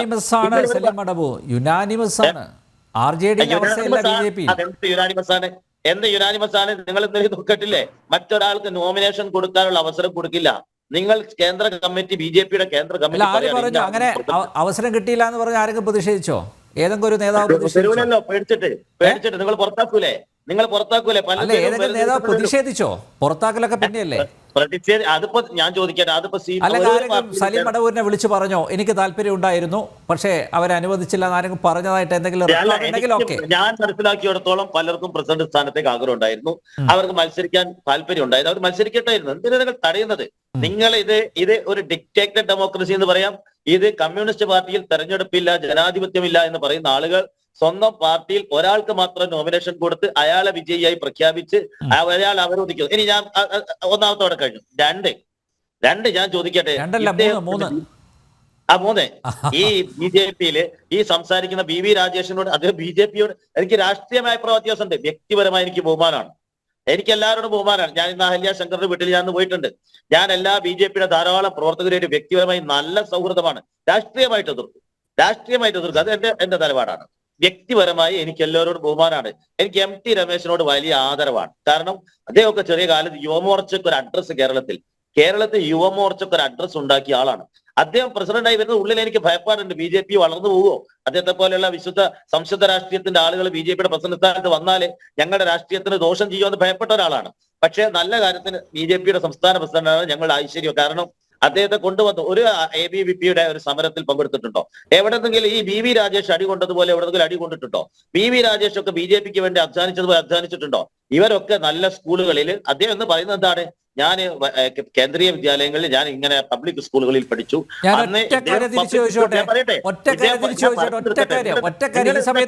ഈ സമയത്ത് ചോദിച്ചില്ലെങ്കിൽ അതിന്റെ പ്രസക്തി പോവും. നിങ്ങളുടെ RJD സംസ്ഥാന അധ്യക്ഷൻ ആരാ? ആ അതേ എത്ര സംസ്ഥാന പറയാം ഈ സമയത്ത് എത്ര സമരങ്ങളിൽ പങ്കെടുത്തിട്ടുണ്ട്, എത്ര അടി വാങ്ങിയിട്ടുണ്ട്, എത്ര അടി വാങ്ങിയിട്ടുണ്ട്? ഞാൻ പറയട്ടെ, എനിക്ക് പറഞ്ഞിട്ട് സമയത്താണ്. RJDയുടെ സംസ്ഥാന പ്രസിഡന്റ് MV ശ്രേംസ്കാർ കേരള വിദ്യാർത്ഥി ജനതയുടെ ദേവഗിരി കോളേജിൽ അതിന്റെ ഭാരവാഹിയായിരുന്നു. അദ്ദേഹം യുവജനതാദളിന്റെ സംസ്ഥാന ജനറൽ സെക്രട്ടറി ആയിരുന്നു. പിന്നീട് എത്ര സമരങ്ങളിൽ പങ്കെടുത്തിട്ടുണ്ട്, എത്ര അടി വാങ്ങിയിട്ടുണ്ട്, എത്ര കേസുകൾ അദ്ദേഹത്തിനെതിരെ ഉണ്ട്? യുവജനതയുടെ ധാരാളം സമരത്തിൽ പങ്കെടുത്തിട്ടുണ്ട്. അങ്ങനെ പറഞ്ഞു. എത്ര ദിവസം ജയിലിൽ കിടന്നിട്ടുണ്ട്? താങ്കൾ ഇതൊക്കെയാണല്ലോ മാനദണ്ഡമാക്കുന്നത്. അല്ല, ഒരു പാർട്ടിയുടെ രാഷ്ട്രീയ പാർട്ടിയുടെ സംസ്ഥാന അധ്യക്ഷൻ ആവണമെങ്കിൽ അല്ല, ഇതൊക്കെയാണല്ലോ ക്രൈറ്റീരിയ. താങ്കൾ തന്നെ പറഞ്ഞാണ് ക്രൈറ്റീരിയ. MV ശ്രേയാംസ്കുമാറിനുണ്ടോ? ഉണ്ട്.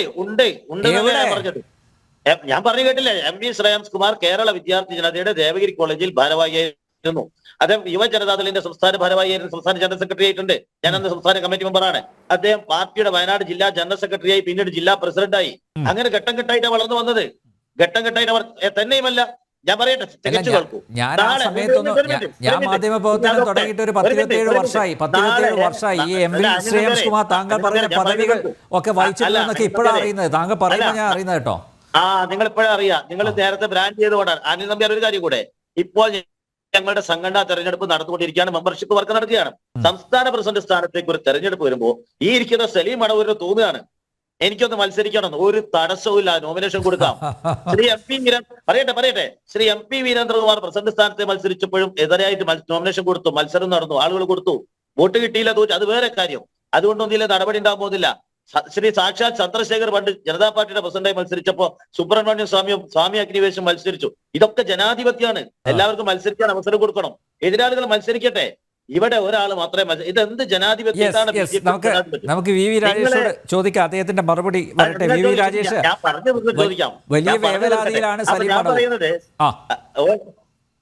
വലിയ വേവലാതിയിലാണ് സലീം മടവൂർ. BJP അദ്ദേഹം ഇത്രത്തോളം സ്നേഹിക്കുന്നുണ്ട്. BJP ഇനിയും വളരണം. ഇനി അതിന് വളരെ പ്രാപ്തിയുള്ള, അതായത് താഴെത്തട്ടിൽ നിന്ന് തന്നെ പ്രവർത്തിച്ചു വന്ന നേതാക്കന്മാർ BJPയുടെ സംസ്ഥാന അധ്യക്ഷനാവണമെന്ന ഒരു ആഗ്രഹമായിരുന്നു സലീം മടവൂരിന്. പക്ഷേ അതുണ്ടായില്ല. അതിലുള്ള വലിയ സാധാരണ BJP പ്രവർത്തകർ പലരും എന്നോട് ഷെയർ ചെയ്തിട്ടുണ്ട്. അതായത് ഞാൻ ശ്രീ സലീം മടവൂരിന്റെ സംസാരത്തിൽ നിന്ന് മനസ്സിലായത്, അദ്ദേഹത്തിന് രാജീവ് ചന്ദ്രശേഖർജി സംസ്ഥാന പ്രസിഡന്റ് ആയതിൽ അദ്ദേഹത്തിന് കാര്യമായ വിയോജിപ്പൊന്നുമില്ല. അദ്ദേഹത്തിന് അഹല്യയിടത്തേക്ക് ഇന്നലെ മരണപ്പെട്ടു, അതുകൊണ്ട് ഇന്ന് ഞങ്ങൾ പരിപാടി നടത്തി, അതിലാണ് അദ്ദേഹത്തിൻ്റെ പ്രശ്നം. രണ്ടാമതായി നോമിനേഷനാണ് അദ്ദേഹത്തിൻ്റെ പ്രശ്നം, BJPയുടെ നോമിനേഷൻ ശൈലി. ഞാൻ രണ്ടിനും അദ്ദേഹം പറഞ്ഞതുകൊണ്ട് തന്നെ അൽനമ്പേർ കേൾക്കാമോ? അൽനമ്പേർ കേൾക്കാമോ? കേൾക്കാം, വ്യക്തമാണ്. രണ്ട്, ഞങ്ങളുടെ നോമിനേഷൻ സിസ്റ്റമാണ് അദ്ദേഹത്തിൻ്റെ പരാതി. ഓക്കെ. ശ്രീ സലീം മടവൂർ, ഒരു കാര്യം മനസ്സിലാക്കേണ്ടത്, നരേന്ദ്രമോദിയുടെ അമ്മ മരണപ്പെട്ടു കുറച്ച് കാലങ്ങൾക്ക് മുമ്പ്. രാവിലെ വെളുപ്പിന് 4 മണിക്കോ 5 മണിക്കോ ഒറ്റ മരണപ്പെട്ടത്. രാവിലെ 9 മണി കഴിഞ്ഞപ്പോൾ കുടുംബാംഗങ്ങളൊക്കെ ചേർന്ന് എല്ലാ ചടങ്ങുകളും നടത്തിയിട്ട് ഒരു 9:30-10 മണിയോടുകൂടി അദ്ദേഹം പശ്ചിമ ബംഗാളിൽ അന്ന് യാത്ര ചെയ്ത് എത്താൻ സമയം എത്താത്തത് കൊണ്ട് അദ്ദേഹം ഓൺലൈൻ മീറ്റിങ്ങിൽ ഏറ്റിരുന്ന പരിപാടി അദ്ദേഹം പങ്കെടുത്തു. അതിനുശേഷം അദ്ദേഹം ഔദ്യോഗിക പരിപാടിയിൽ സജീവമായി. അദ്ദേഹം പറഞ്ഞ എന്താണ്, എൻ്റെ അമ്മയ്ക്ക് ഏറ്റവും തൃപ്തി വരുന്നത് ഞാൻ സമൂഹത്തിന് വേണ്ടി ഡെഡിക്കേറ്റ് ചെയ്തിരിക്കുക എൻ്റെ ലൈഫ്, അതിൽ ജനങ്ങൾക്ക് ബുദ്ധിമുട്ടില്ലാതെ ഞാൻ പ്രവർത്തിക്കുന്നത് കാണുമ്പോഴാണ് എൻ്റെ അമ്മയ്ക്ക് സന്തോഷം എന്ന് പറഞ്ഞുകൊണ്ട് സ്വകാര്യ ചടങ്ങുകൾ അത്തരത്തിൽ ലഘൂകരിച്ച് അതിൻ്റെ ഗൗരവത്തോടെ കുടുംബാംഗങ്ങളെ ഉൾപ്പെടുത്തി ചെയ്ത നേതാവാണ് നരേന്ദ്രമോദി. അദ്ദേഹമാണ് ഞങ്ങളുടെ മാതൃക. അഹല്യ ചേച്ചിയെ സംബന്ധിച്ചിടത്തോളം ഈ പ്രസ്ഥാനം ഒന്നുമില്ലായിരുന്ന സമയത്ത് എനിക്ക് അഹല്യയുടെ മഹത്വം പറയാൻ പോലും എനിക്ക് വാക്കുകൾ ലഭിക്കുന്നില്ല. അത്രത്തോളം കഷ്ടപ്പെട്ട് ഞങ്ങളുടെ പാർട്ടിയെ വളർത്തി, ഞങ്ങളുടെ പാർട്ടിയുടെ വളരെ പ്രധാനപ്പെട്ട മുഖങ്ങളിലൊന്നാണ് അഹല്യടത്തി. ഇന്നലെ ശ്രീ MT രമേശ് ഉൾപ്പെടെയുള്ള ഞങ്ങളുടെ ഏറ്റവും മുതിർന്ന നേതാക്കന്മാർ അവിടെ പോയി ആദരാഞ്ജലികളൊക്കെ അർപ്പിച്ച് ആ ചടങ്ങുമായി ആ മരണവുമായി ബന്ധപ്പെട്ട് അവിടുത്തെ പാർട്ടി ചെയ്യേണ്ട കാര്യങ്ങളൊക്കെ ചെയ്ത് കുടുംബാംഗങ്ങളെ പോലെ നിങ്ങളോടൊപ്പം സമയം ചെലവഴിച്ച് ദുഃഖത്തിൽ പങ്കുചേർന്ന് വെച്ചാൽ രാത്രി വൈകി യാത്ര ചെയ്ത് തിരുവനന്തപുരത്ത്. കാര്യം എന്താണ്, ദേശീയ തലത്തിൽ തന്നെ നടക്കുന്ന ഒരു പ്രോസസ്സിൻ്റെ ഭാഗമായി ഒരു നിമിഷം പോലും കേരളത്തിൽ അത് താമസിക്കാൻ പാടില്ല. കൃത്യമായിട്ട് നോട്ടിഫിക്കേഷൻ എന്താണുള്ളത്, 23-ാം തീയതി നോമിനേഷൻ കൊടുക്കുക, 24-ാം തീയതി പ്രഖ്യാപിക്കാം. ഒരു പ്രധാനപ്പെട്ട പ്രവർത്തകരുടെ മരണം നടന്നു.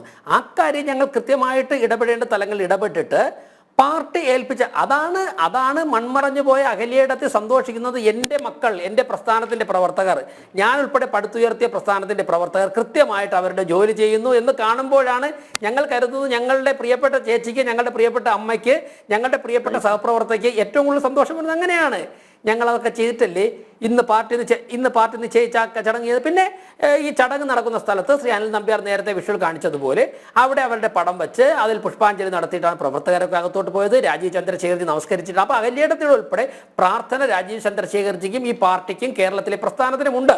അപ്പോൾ അതിനെ ആ രീതിയിൽ കാണുന്നതിന് പകരം ഒരു വ്യക്തിയുടെ ഒരു മരണത്തെ പോലും, ഒരു വ്യക്തി ഒരു മൺമറഞ്ഞു പോയതിനെ പോലും ചാനൽ ചർച്ചയിൽ വന്നിട്ട് ആഘോഷമാക്കി മാറ്റുന്ന നിങ്ങളുടെ സംസ്കാരം, രാഷ്ട്രീയ സംസ്കാരം താങ്കളൊന്ന് പുനഃപരിശോധിക്കണമെന്നാണ് എനിക്ക് വിനയപുരസരം ഒന്ന് പറയാനുള്ളത്. മറ്റൊന്ന്, നോമിനേഷൻ. അദ്ദേഹത്തിന് ഏറ്റവും വലിയ വിഷമം എന്താണ്? കൂടുതൽ ആൾക്കാർക്ക് നോമിനേഷൻ കൊടുക്കാനുള്ള അവസരം. എൻ്റെ സലിം, ഞങ്ങളുടെ പാർട്ടിയുടെ സിസ്റ്റം അനുസരിക്കാൻ ഞങ്ങൾ ബാധ്യസ്ഥരാണ്, ഞങ്ങൾക്ക് താല്പര്യമുണ്ട്. മറ്റൊന്ന്, ഈ സംസ്ഥാന പ്രസിഡന്റോ അഖിലേന്ത്യാ പ്രസിഡന്റോ ഒക്കെ ആയിക്കളയാന്ന് കരുതിയിട്ടാണോ ഈ പ്രസ്ഥാനത്തിലേക്ക് ആൾക്കാർ കടന്നു വരുന്നത്? ഈ പാർട്ടിയിലെ ഏറ്റവും മനോഹരമായ പോസ്റ്റ് സംസ്ഥാന പ്രസിഡന്റ് പോസ്റ്റ് ഒന്നുമല്ല, അത് മാത്രമൊന്നുമല്ല. ഞാൻ BJPയുടെ ജില്ലാ പ്രസിഡന്റ് ആയിരുന്നു. ഈ പാർട്ടിയിൽ ഏറ്റവും മികച്ച വ്യക്തി ഞാനായതുകൊണ്ടൊന്നുമല്ല എന്നെ ജില്ലാ പ്രസിഡന്റ് ആക്കിയത്. അപ്പോഴത്തെ ഒരു സാഹചര്യം വെച്ചിട്ട് അപ്പോൾ പാർട്ടി നയിക്കാൻ വേണ്ടി തിരുവനന്തപുരത്ത് പറ്റിയ രാജേഷാണ്. ഒരു ഘട്ടം കഴിഞ്ഞു, എന്നെക്കാൾ മികച്ച ആൾക്കാർ വന്നു. അപ്പോൾ ഞാൻ മുമ്പത്തേക്കാൾ സജീവമായിട്ട് പൊതുപ്രവർത്തനം ചെയ്യുന്നു. കാരണം എനിക്ക് ഓർഗനൈസേഷൻ്റെ അഡ്മിനിസ്ട്രേഷൻ എന്നുള്ള കാര്യം എനിക്കിപ്പോൾ ഇല്ല. അതുകൊണ്ട് എനിക്ക് കൂടുതൽ പൊതുരംഗത്ത് ഇടപെടാൻ സാധിക്കും. അപ്പോൾ സത്യത്തിൽ ഒരു സംസ്ഥാന അധ്യക്ഷനാകുമ്പോഴേക്കും പൊതുരംഗങ്ങളിൽ ഇടപെടാനുള്ള സമയം കുറയുകയാണ് ചെയ്യുന്നത്. അതുകൊണ്ട് തന്നെ സംസ്ഥാന അധ്യക്ഷ പദവിയിലേക്ക് വരുവാൻ യോഗ്യതയുള്ള നിരവധി പേർ ഉള്ളപ്പോൾ തന്നെ അധ്യക്ഷൻ ആവാതിരിക്കുന്ന ഒരു ഘട്ടത്തിൽ അവർ മറ്റു കാര്യങ്ങൾ സജീവമാകും. ഞാൻ ചോദിക്കട്ടെ, ഇന്ത്യയിൽ മുഴുവനും 10-20 സംസ്ഥാനങ്ങൾ ഭരിക്കുന്ന ഈ രാജ്യം 3ാമത്തെ വട്ടവും ഭരിക്കുന്ന ഒരു പാർട്ടിയല്ലേ ഞങ്ങളുടെ പാർട്ടി. മഹാരാഷ്ട്രയും ഉത്തർപ്രദേശും ഒക്കെ ഉൾപ്പെടെ, ഗുജറാത്ത്, മധ്യപ്രദേശൊക്കെ ഉൾപ്പെടെയുള്ള വമ്പൻ നേതാക്കന്മാരുള്ള സംസ്ഥാനത്തിൽ കൃത്യമായിട്ട് പാർട്ടി നിശ്ചയിച്ച രീതിയിൽ കാര്യങ്ങൾ ചെയ്തു പോകുന്നു എന്നുണ്ടെങ്കിൽ ഞങ്ങളുടെ കേഡറുകൾ ഈ പാർട്ടിയിൽ പ്രവർത്തിക്കാൻ തയ്യാറാണ്.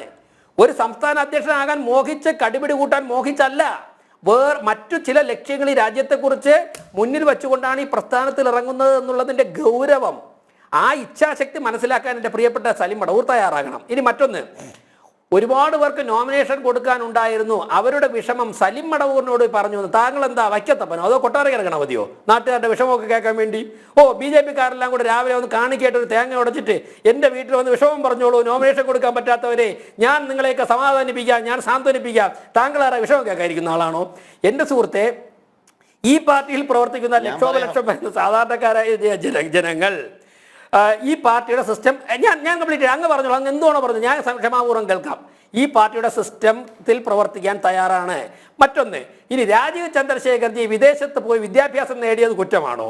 എൻ്റെ സുഹൃത്തെ, ഈ പാർട്ടിയുടെ ഒരു പ്രധാനപ്പെട്ട സംസ്ഥാനത്തിലെ സംസ്ഥാന അധ്യക്ഷൻ അത്രത്തോളം അറിവ് നേടിയ ആളാണെന്ന് ഞാൻ പറയട്ടെ,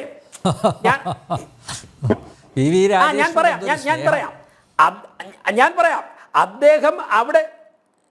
അദ്ദേഹം അവിടെ പോയി നേടി അല്ലെന്നും വേറെ അദ്ദേഹം അവിടെ പോയി നേടിയ അറിവ്, ആ അറിവ് വച്ചുകൊണ്ട് അദ്ദേഹം സ്വന്തമായിട്ട് പണം സമ്പാദിക്കാൻ വേണ്ടി സമയം മാറ്റി വെച്ചിരുന്നെങ്കിൽ സുഹൃത്തെ 100 കണക്കിന് കോടി രൂപ അദ്ദേഹത്തിന്റെ ബാങ്ക് അക്കൗണ്ടിലേക്ക് വരുമായിരുന്നു. പക്ഷേ അത്രയും വാല്യുബിൾ ആയിട്ടുള്ള രാജീവ് ചന്ദ്രശേഖർ അദ്ദേഹം നേടിയ അറിവുകൾ കേരള സമൂഹത്തിന് വേണ്ടിയിട്ട് മാറ്റിവെക്കാൻ വേണ്ടി അദ്ദേഹത്തിന്റെ സമയം മാറ്റിവെക്കാൻ തയ്യാറാണ്. അദ്ദേഹം ഇന്ന് ഇവിടെ വന്നില്ലെങ്കിൽ ഓസ്ട്രേലിയൻ ഗവൺമെന്റിന്റെ, ഞാൻ അടിവരയിട്ട് പറയുന്നു, ഓസ്ട്രേലിയൻ ഗവൺമെന്റിന്റെ IT പോളിസി ഇംപ്ലിമെന്റ് ചെയ്യുന്ന ഒരു സെമിനാറിൽ പങ്കെടുക്കുവാൻ വേണ്ടി ആലോചിച്ചിരുന്നതാണ്. ഗവൺമെന്റ് ഓഫ് ഇന്ത്യയുടെ കൂടി നിർദ്ദേശത്തിന്റെ അടിസ്ഥാനത്തിൽ അദ്ദേഹം കേരളത്തിൽ പ്രവർത്തിക്കുവാൻ തീരുമാനിച്ചതുകൊണ്ട് ആ സെമിനാർ അദ്ദേഹം മറ്റൊരു ഘടകത്തെ ഏൽപ്പിച്ചതിന് ശേഷം അദ്ദേഹം ഇവിടെ പ്രവർത്തിക്കുകയാണ്. ആ സെമിനാറിൽ പോയതെങ്കിൽ വ്യക്തിപരമായിട്ട് അദ്ദേഹത്തിന് വലിയ നേട്ടം ഉണ്ടായേനെ. അപ്പോൾ അദ്ദേഹം വിദേശത്ത് പോയി വിദ്യാഭ്യാസം നേടിക്കൊണ്ടുവന്ന ആ അറിവ് അദ്ദേഹം പിറന്നു വീണ അദ്ദേഹത്തിന്റെ നാടിന് വേണ്ടി, അദ്ദേഹം പഠിച്ച വിദ്യാഭ്യാസ സ്ഥാപനങ്ങളിലുള്ള നാടിന് വേണ്ടി, കേരളത്തിന് വേണ്ടി, ഇനി അദ്ദേഹം പ്രവർത്തിക്കാൻ തിരഞ്ഞെടുത്തിരിക്കുന്ന തിരുവനന്തപുരത്തിന് വേണ്ടി അദ്ദേഹം പ്രയോജനപ്പെടുത്താൻ വന്നിരിക്കുന്നതിനെ അഭിമാനത്തോടെയാണ് ഞങ്ങൾ കാണുന്നത്. അദ്ദേഹം വിദേശത്ത് പോയി നേടിയ വിദ്യാഭ്യാസം കൊണ്ടുവന്ന് കേരളത്തിലെ ജനങ്ങൾക്ക് പ്രയോജനം നൽകുമ്പോൾ ഞങ്ങളെപ്പോലുള്ളവർ പോസ്റ്റർ ഒട്ടിച്ച് ഞങ്ങളെപ്പോലുള്ളവർ മുദ്രാവാക്യം വിളിച്ച് പടുത്തുയർത്തിയ പാർട്ടിയും കൂടി ചേരുമ്പോഴേക്കും അത് BJPക്കും കേരള സമൂഹത്തിനും വളരെ പോസിറ്റീവായിട്ട് മാറുന്നു എന്നുള്ള ആസ്പെക്ട് കാണാനുള്ള മാനസികാവസ്ഥ താങ്കൾക്കുണ്ടാകണം. അല്ല, ഞങ്ങൾക്കതുണ്ട്. ഞങ്ങൾ BJPയുടെ പ്രവർത്തകരാണ്. ഞങ്ങളുടെ മുൻപിൽ രാഷ്ട്രത്തിന്റെ മുന്നേറ്റം മാത്രമാണ്, വൈഭവം മാത്രമാണ്. അപ്പോൾ പിന്നെ ഞാനൊരു കാര്യം പറയാമല്ലോ, നിങ്ങൾ പലരും പറയുന്നുണ്ട് രാജീവ് ചന്ദ്രശേഖർ ഇവിടെ രാജീവ് ചന്ദ്രശേഖരുടെ ഡേ ടു ഡേ പ്രവർത്തനത്തിൽ സത്യത്തിൽ അദ്ദേഹം തിരുവനന്തപുരം പാർലമെന്റ് മത്സരിച്ചപ്പോൾ ഇവിടുത്തെ തെരഞ്ഞെടുപ്പ് കമ്മിറ്റിയുടെ കൺവീനറായിരുന്നു ഞാൻ. ഒരു 10-45 ദിവസം രാത്രിയും പകലും ദിവസം ഒരു 19 മണിക്കൂർ വരെ ഞങ്ങൾ ഒരുമിച്ച് പ്രവർത്തിച്ചതാ. ഞങ്ങളൊക്കെ പ്രവർത്തിക്കുന്നതിനേക്കാൾ വളരെ മിടുമിടുക്കോടെയും ചടുലതയോടെയും സംഘടനാ പ്രവർത്തനം കൈകാര്യം ചെയ്യാൻ അറിവുള്ള ആളാണ് രാജീവ് ചന്ദ്രശേഖറിന്. അദ്ദേഹം തിരുവനന്തപുരത്തെത്തി 24 മണിക്കൂറിന് മുമ്പ് തന്നെ ഞാൻ മനസ്സിലാക്കി. രാത്രി 12 മണിക്കും 1 മണിക്കും ഞങ്ങളുടെ പാർട്ടി യോഗങ്ങൾ കൃത്യമായിട്ട് വന്നിരുന്ന നിമിഷ നേരം കൊണ്ട് നിരീക്ഷണങ്ങൾ നടത്തിയിട്ട് പാർട്ടി പ്രവർത്തകരുടെ വൈഷമ്യങ്ങൾ പരിഹരിച്ചു വരാൻ വേണ്ടി അദ്ദേഹത്തിന് സാധിച്ചു. രാജീവ് ചന്ദ്രശേഖർ പ്രവർത്തിച്ച ഏത് മേഖലയിലാണ് സാർ വിജയിക്കാത്തത്? ഒരു ടെക്നോളജിസ്റ്റ്, ഒരു സയന്റിസ്റ്റ്, ഒരു ബിസിനസ്മാൻ, ഒരു മിനിസ്റ്റർ, ഒരു മന്ത്രി, ഒരു രാജ്യസഭാ MP, ഒരു വിദഗ്ധനായ രാഷ്ട്രീയ പ്രവർത്തകൻ, തിരുവനന്തപുരം പാർലമെന്റിൽ വീമ്പ് പറഞ്ഞു ശശി തരൂരിനെ കിടുകിടെ വിറപ്പിച്ച സ്ഥാനാർത്ഥി, ഈ നിലയിലൊക്കെ അദ്ദേഹം വിജയിച്ചിട്ടില്ലേ? അത് നിങ്ങൾ കാണണ്ടേ? അപ്പോൾ ഇത്തരത്തിലൊരു നരേറ്റീവ് ഒന്നും ക്രിയേറ്റ് ചെയ്യാൻ ഉദ്ദേശിക്കണം. ഇന്നലെ ഏതൊക്കെ ചാനലുകൾ പറഞ്ഞു അദ്ദേഹം ബിസിനസ്മാൻ ആണെന്ന്? ഞാൻ ചോദിക്കട്ടെ, തിരുവനന്തപുരത്ത് സ്ഥാനാർത്ഥിയായിട്ട് അദ്ദേഹം കാലുകുത്തിയ അടുത്ത നിമിഷം മുതൽ 2 മുന്നണികളും ആദ്യത്തെ 3-4 ദിവസം പറഞ്ഞു രാജീവ് ചന്ദ്രശേഖർ ബിസിനസ്മാൻ ആണെന്ന്. 4ാമത്തെ ദിവസം അവരെല്ലാം പിൻവലിഞ്ഞില്ലേ? കാരണം എന്താണ്? തിരുവനന്തപുരത്തെ ജനത അതൊക്കെ തന്നെ അപ്പാടെ തള്ളിക്കളയുന്ന രാഷ്ട്രീയ സാഹചര്യം തിരുവനന്തപുരത്ത് രൂപം കൊണ്ടു എന്നുള്ളത് താങ്കൾ മനസ്സിലാക്കണം. അതുകൊണ്ട് അഭിമാനകരമായ അന്തസ്സുള്ള രാഷ്ട്രീയം പറഞ്ഞ് ആശയപരമായി നമുക്ക് ഏറ്റുമുട്ടാം. ഞങ്ങൾ അതിനെ സ്വാഗതം ചെയ്യുന്നു. മറ്റു പല തരത്തിലും കുറ്റപ്പെടുത്തുകയും അഹല്യയുടെ പോലെ നല്ലൊരു പൊതുപ്രവർത്തകയുടെ മൺമറഞ്ഞു പോയ പൊതുപ്രവർത്തകയുടെ പേര് ഇങ്ങനെയുള്ള കാര്യങ്ങൾ വലിച്ചിഴച്ചും ചർച്ചയുടെ നിലവാരം മാറ്റരുതെന്നാണ് എനിക്ക് പറയാനുള്ളത്. യെസ്, സലീം മടവൂർ തൃപ്തിയായല്ലോ. ഇനി വല്ല കുത്തിത്തിരിപ്പ് വല്ല അടുത്ത കുത്തിത്തിരിപ്പ് എന്താ പറ? അല്ലല്ല, കുത്തിത്തിരിപ്പല്ല. നിങ്ങളങ്ങനെ കുത്തിത്തിരിപ്പ് എന്ന് പറയേണ്ടതില്ല. ഇവിടെ ഞാൻ പറഞ്ഞതിന് ഇപ്പോഴും ഉത്തരവില്ല. മറ്റുള്ളവർക്ക് മത്സരിക്കാൻ അവകാശം നിഷേധിക്കുന്നു. അത് ഞാൻ വളരെ സത്യസന്ധത പറയാം. ഇവിടെ MT രമേശിനെ പോലെ, ശോഭാ സുരേന്ദ്രനെ പോലെ, ശ്രീ BV രാജേഷിനെ കേട്ട് പറയാണ് പറയട്ടെ. അവർക്ക് പറഞ്ഞാൽ അല്ല, ഞാൻ ചോദിക്കട്ടെ, BV രാജേഷ് മത്സരിക്കണമെന്നൊരു ആഗ്രഹം പറഞ്ഞാൽ പുറത്താക്കും. അതാണ് BJP. നിങ്ങൾ പുറത്താക്കും. ഇത്തരം ഞാൻ നേരത്തെ പറയട്ടെ, പറഞ്ഞു തീർക്കട്ടെ. ഞാൻ ഒരു മിനിറ്റ് ഞാൻ വേഗം തീർക്കാം. ഞാൻ നേരത്തെ പറഞ്ഞത് ഈ രാജീവ് ചന്ദ്രശേഖർ വിദേശത്ത് പോയി ഉന്നത വിദ്യാഭ്യാസം നേടി, നല്ല കാര്യം, രാജ്യത്തിന് വേണ്ടി പ്രവർത്തിക്കട്ടെ, അതിനൊന്നും ആരും എതിരല്ല. പക്ഷെ ഒരു സംഘടനയിൽ താഴെ നിലയിൽ നിന്ന് പോസ്റ്റർ ഒട്ടിച്ച് കൊടി കെട്ടി അടി വാങ്ങി തല്ലുകൊണ്ട് അങ്ങനെ മർദ്ദനമേറ്റ് വളർന്നു വന്ന MT രമേശും അതേപോലെ തന്നെ BV രാജേഷും ശോഭാ സുരേന്ദ്രനെ പോലെയുള്ള ആളുകൾ ജീവിതം മുഴുവൻ ഇതിനു വേണ്ടി ഒഴിഞ്ഞു വെച്ച ആളുകളാണ്. അവരുടെ മുകളിൽ ഇത്തരക്കാർ ഇവർ ഈ പ്രവർത്തനം നടത്തിയപ്പോൾ അവർക്ക് വേണ്ട ഉന്നത വികാരമാണല്ലോ പത്തനംതിട്ട CPM ജില്ലാ സെക്രട്ടേറിയറ്റ് അംഗം പങ്കുവച്ചത്. ഒരു മിനിറ്റ് അദ്ദേഹത്തിന് എന്താണ് അമർഷം? അദ്ദേഹം പ്രതിഷേധം രേഖപ്പെടുത്തിയ വിഷയത്തിലായിരുന്നു. വീണ ജോർജിനെ സംസ്ഥാന കമ്മിറ്റിയിൽ സ്ഥിരം ക്ഷണിതാവാക്കി. അതിനുള്ള പ്രതിഷേധമാണല്ലോ. അതിന് MV ഗോവിന്ദ കൊടുത്ത മറുപടി എന്താ? അല്ല, അനിൽ നമ്പ്യാർ, ഞാൻ പറയട്ടെ, ഇന്ന് രാജീവ് ചന്ദ്രശേഖർ എന്നെ പറഞ്ഞു എനിക്ക് ഉന്നത വിദ്യാഭ്യാസമുണ്ട്, ഞാൻ വിദേശത്താണ് പഠിച്ചത്. ഇതാണോ BJPയുടെ സംസ്ഥാന പ്രസിഡന്റാവാൻ യോഗ്യത? ഞാൻ മനസ്സിലാക്കുന്നു. ഞാൻ BV രാജേഷിന്റെ രാഷ്ട്രീയത്തിനോടെതിരാണ്. BV രാജേഷ് എന്നെ എന്തൊക്കെ വിമർശിച്ചാലും BV രാജേഷ് എന്ന് പറയുന്ന BJPയുടെ ആത്മാർത്ഥതയുള്ള രാഷ്ട്രീയ പ്രവർത്തകരെ ഞാൻ ബഹുമാനി. അതുകൊണ്ടാണ് ഞാൻ പറഞ്ഞത് ഇത്തരക്കാർക്കായിരുന്നു പരിഗണന കൊടുക്കേണ്ടത്. അത് എല്ലാ രാഷ്ട്രീയ പാർട്ടികൾക്കും ബാധകമാണ്.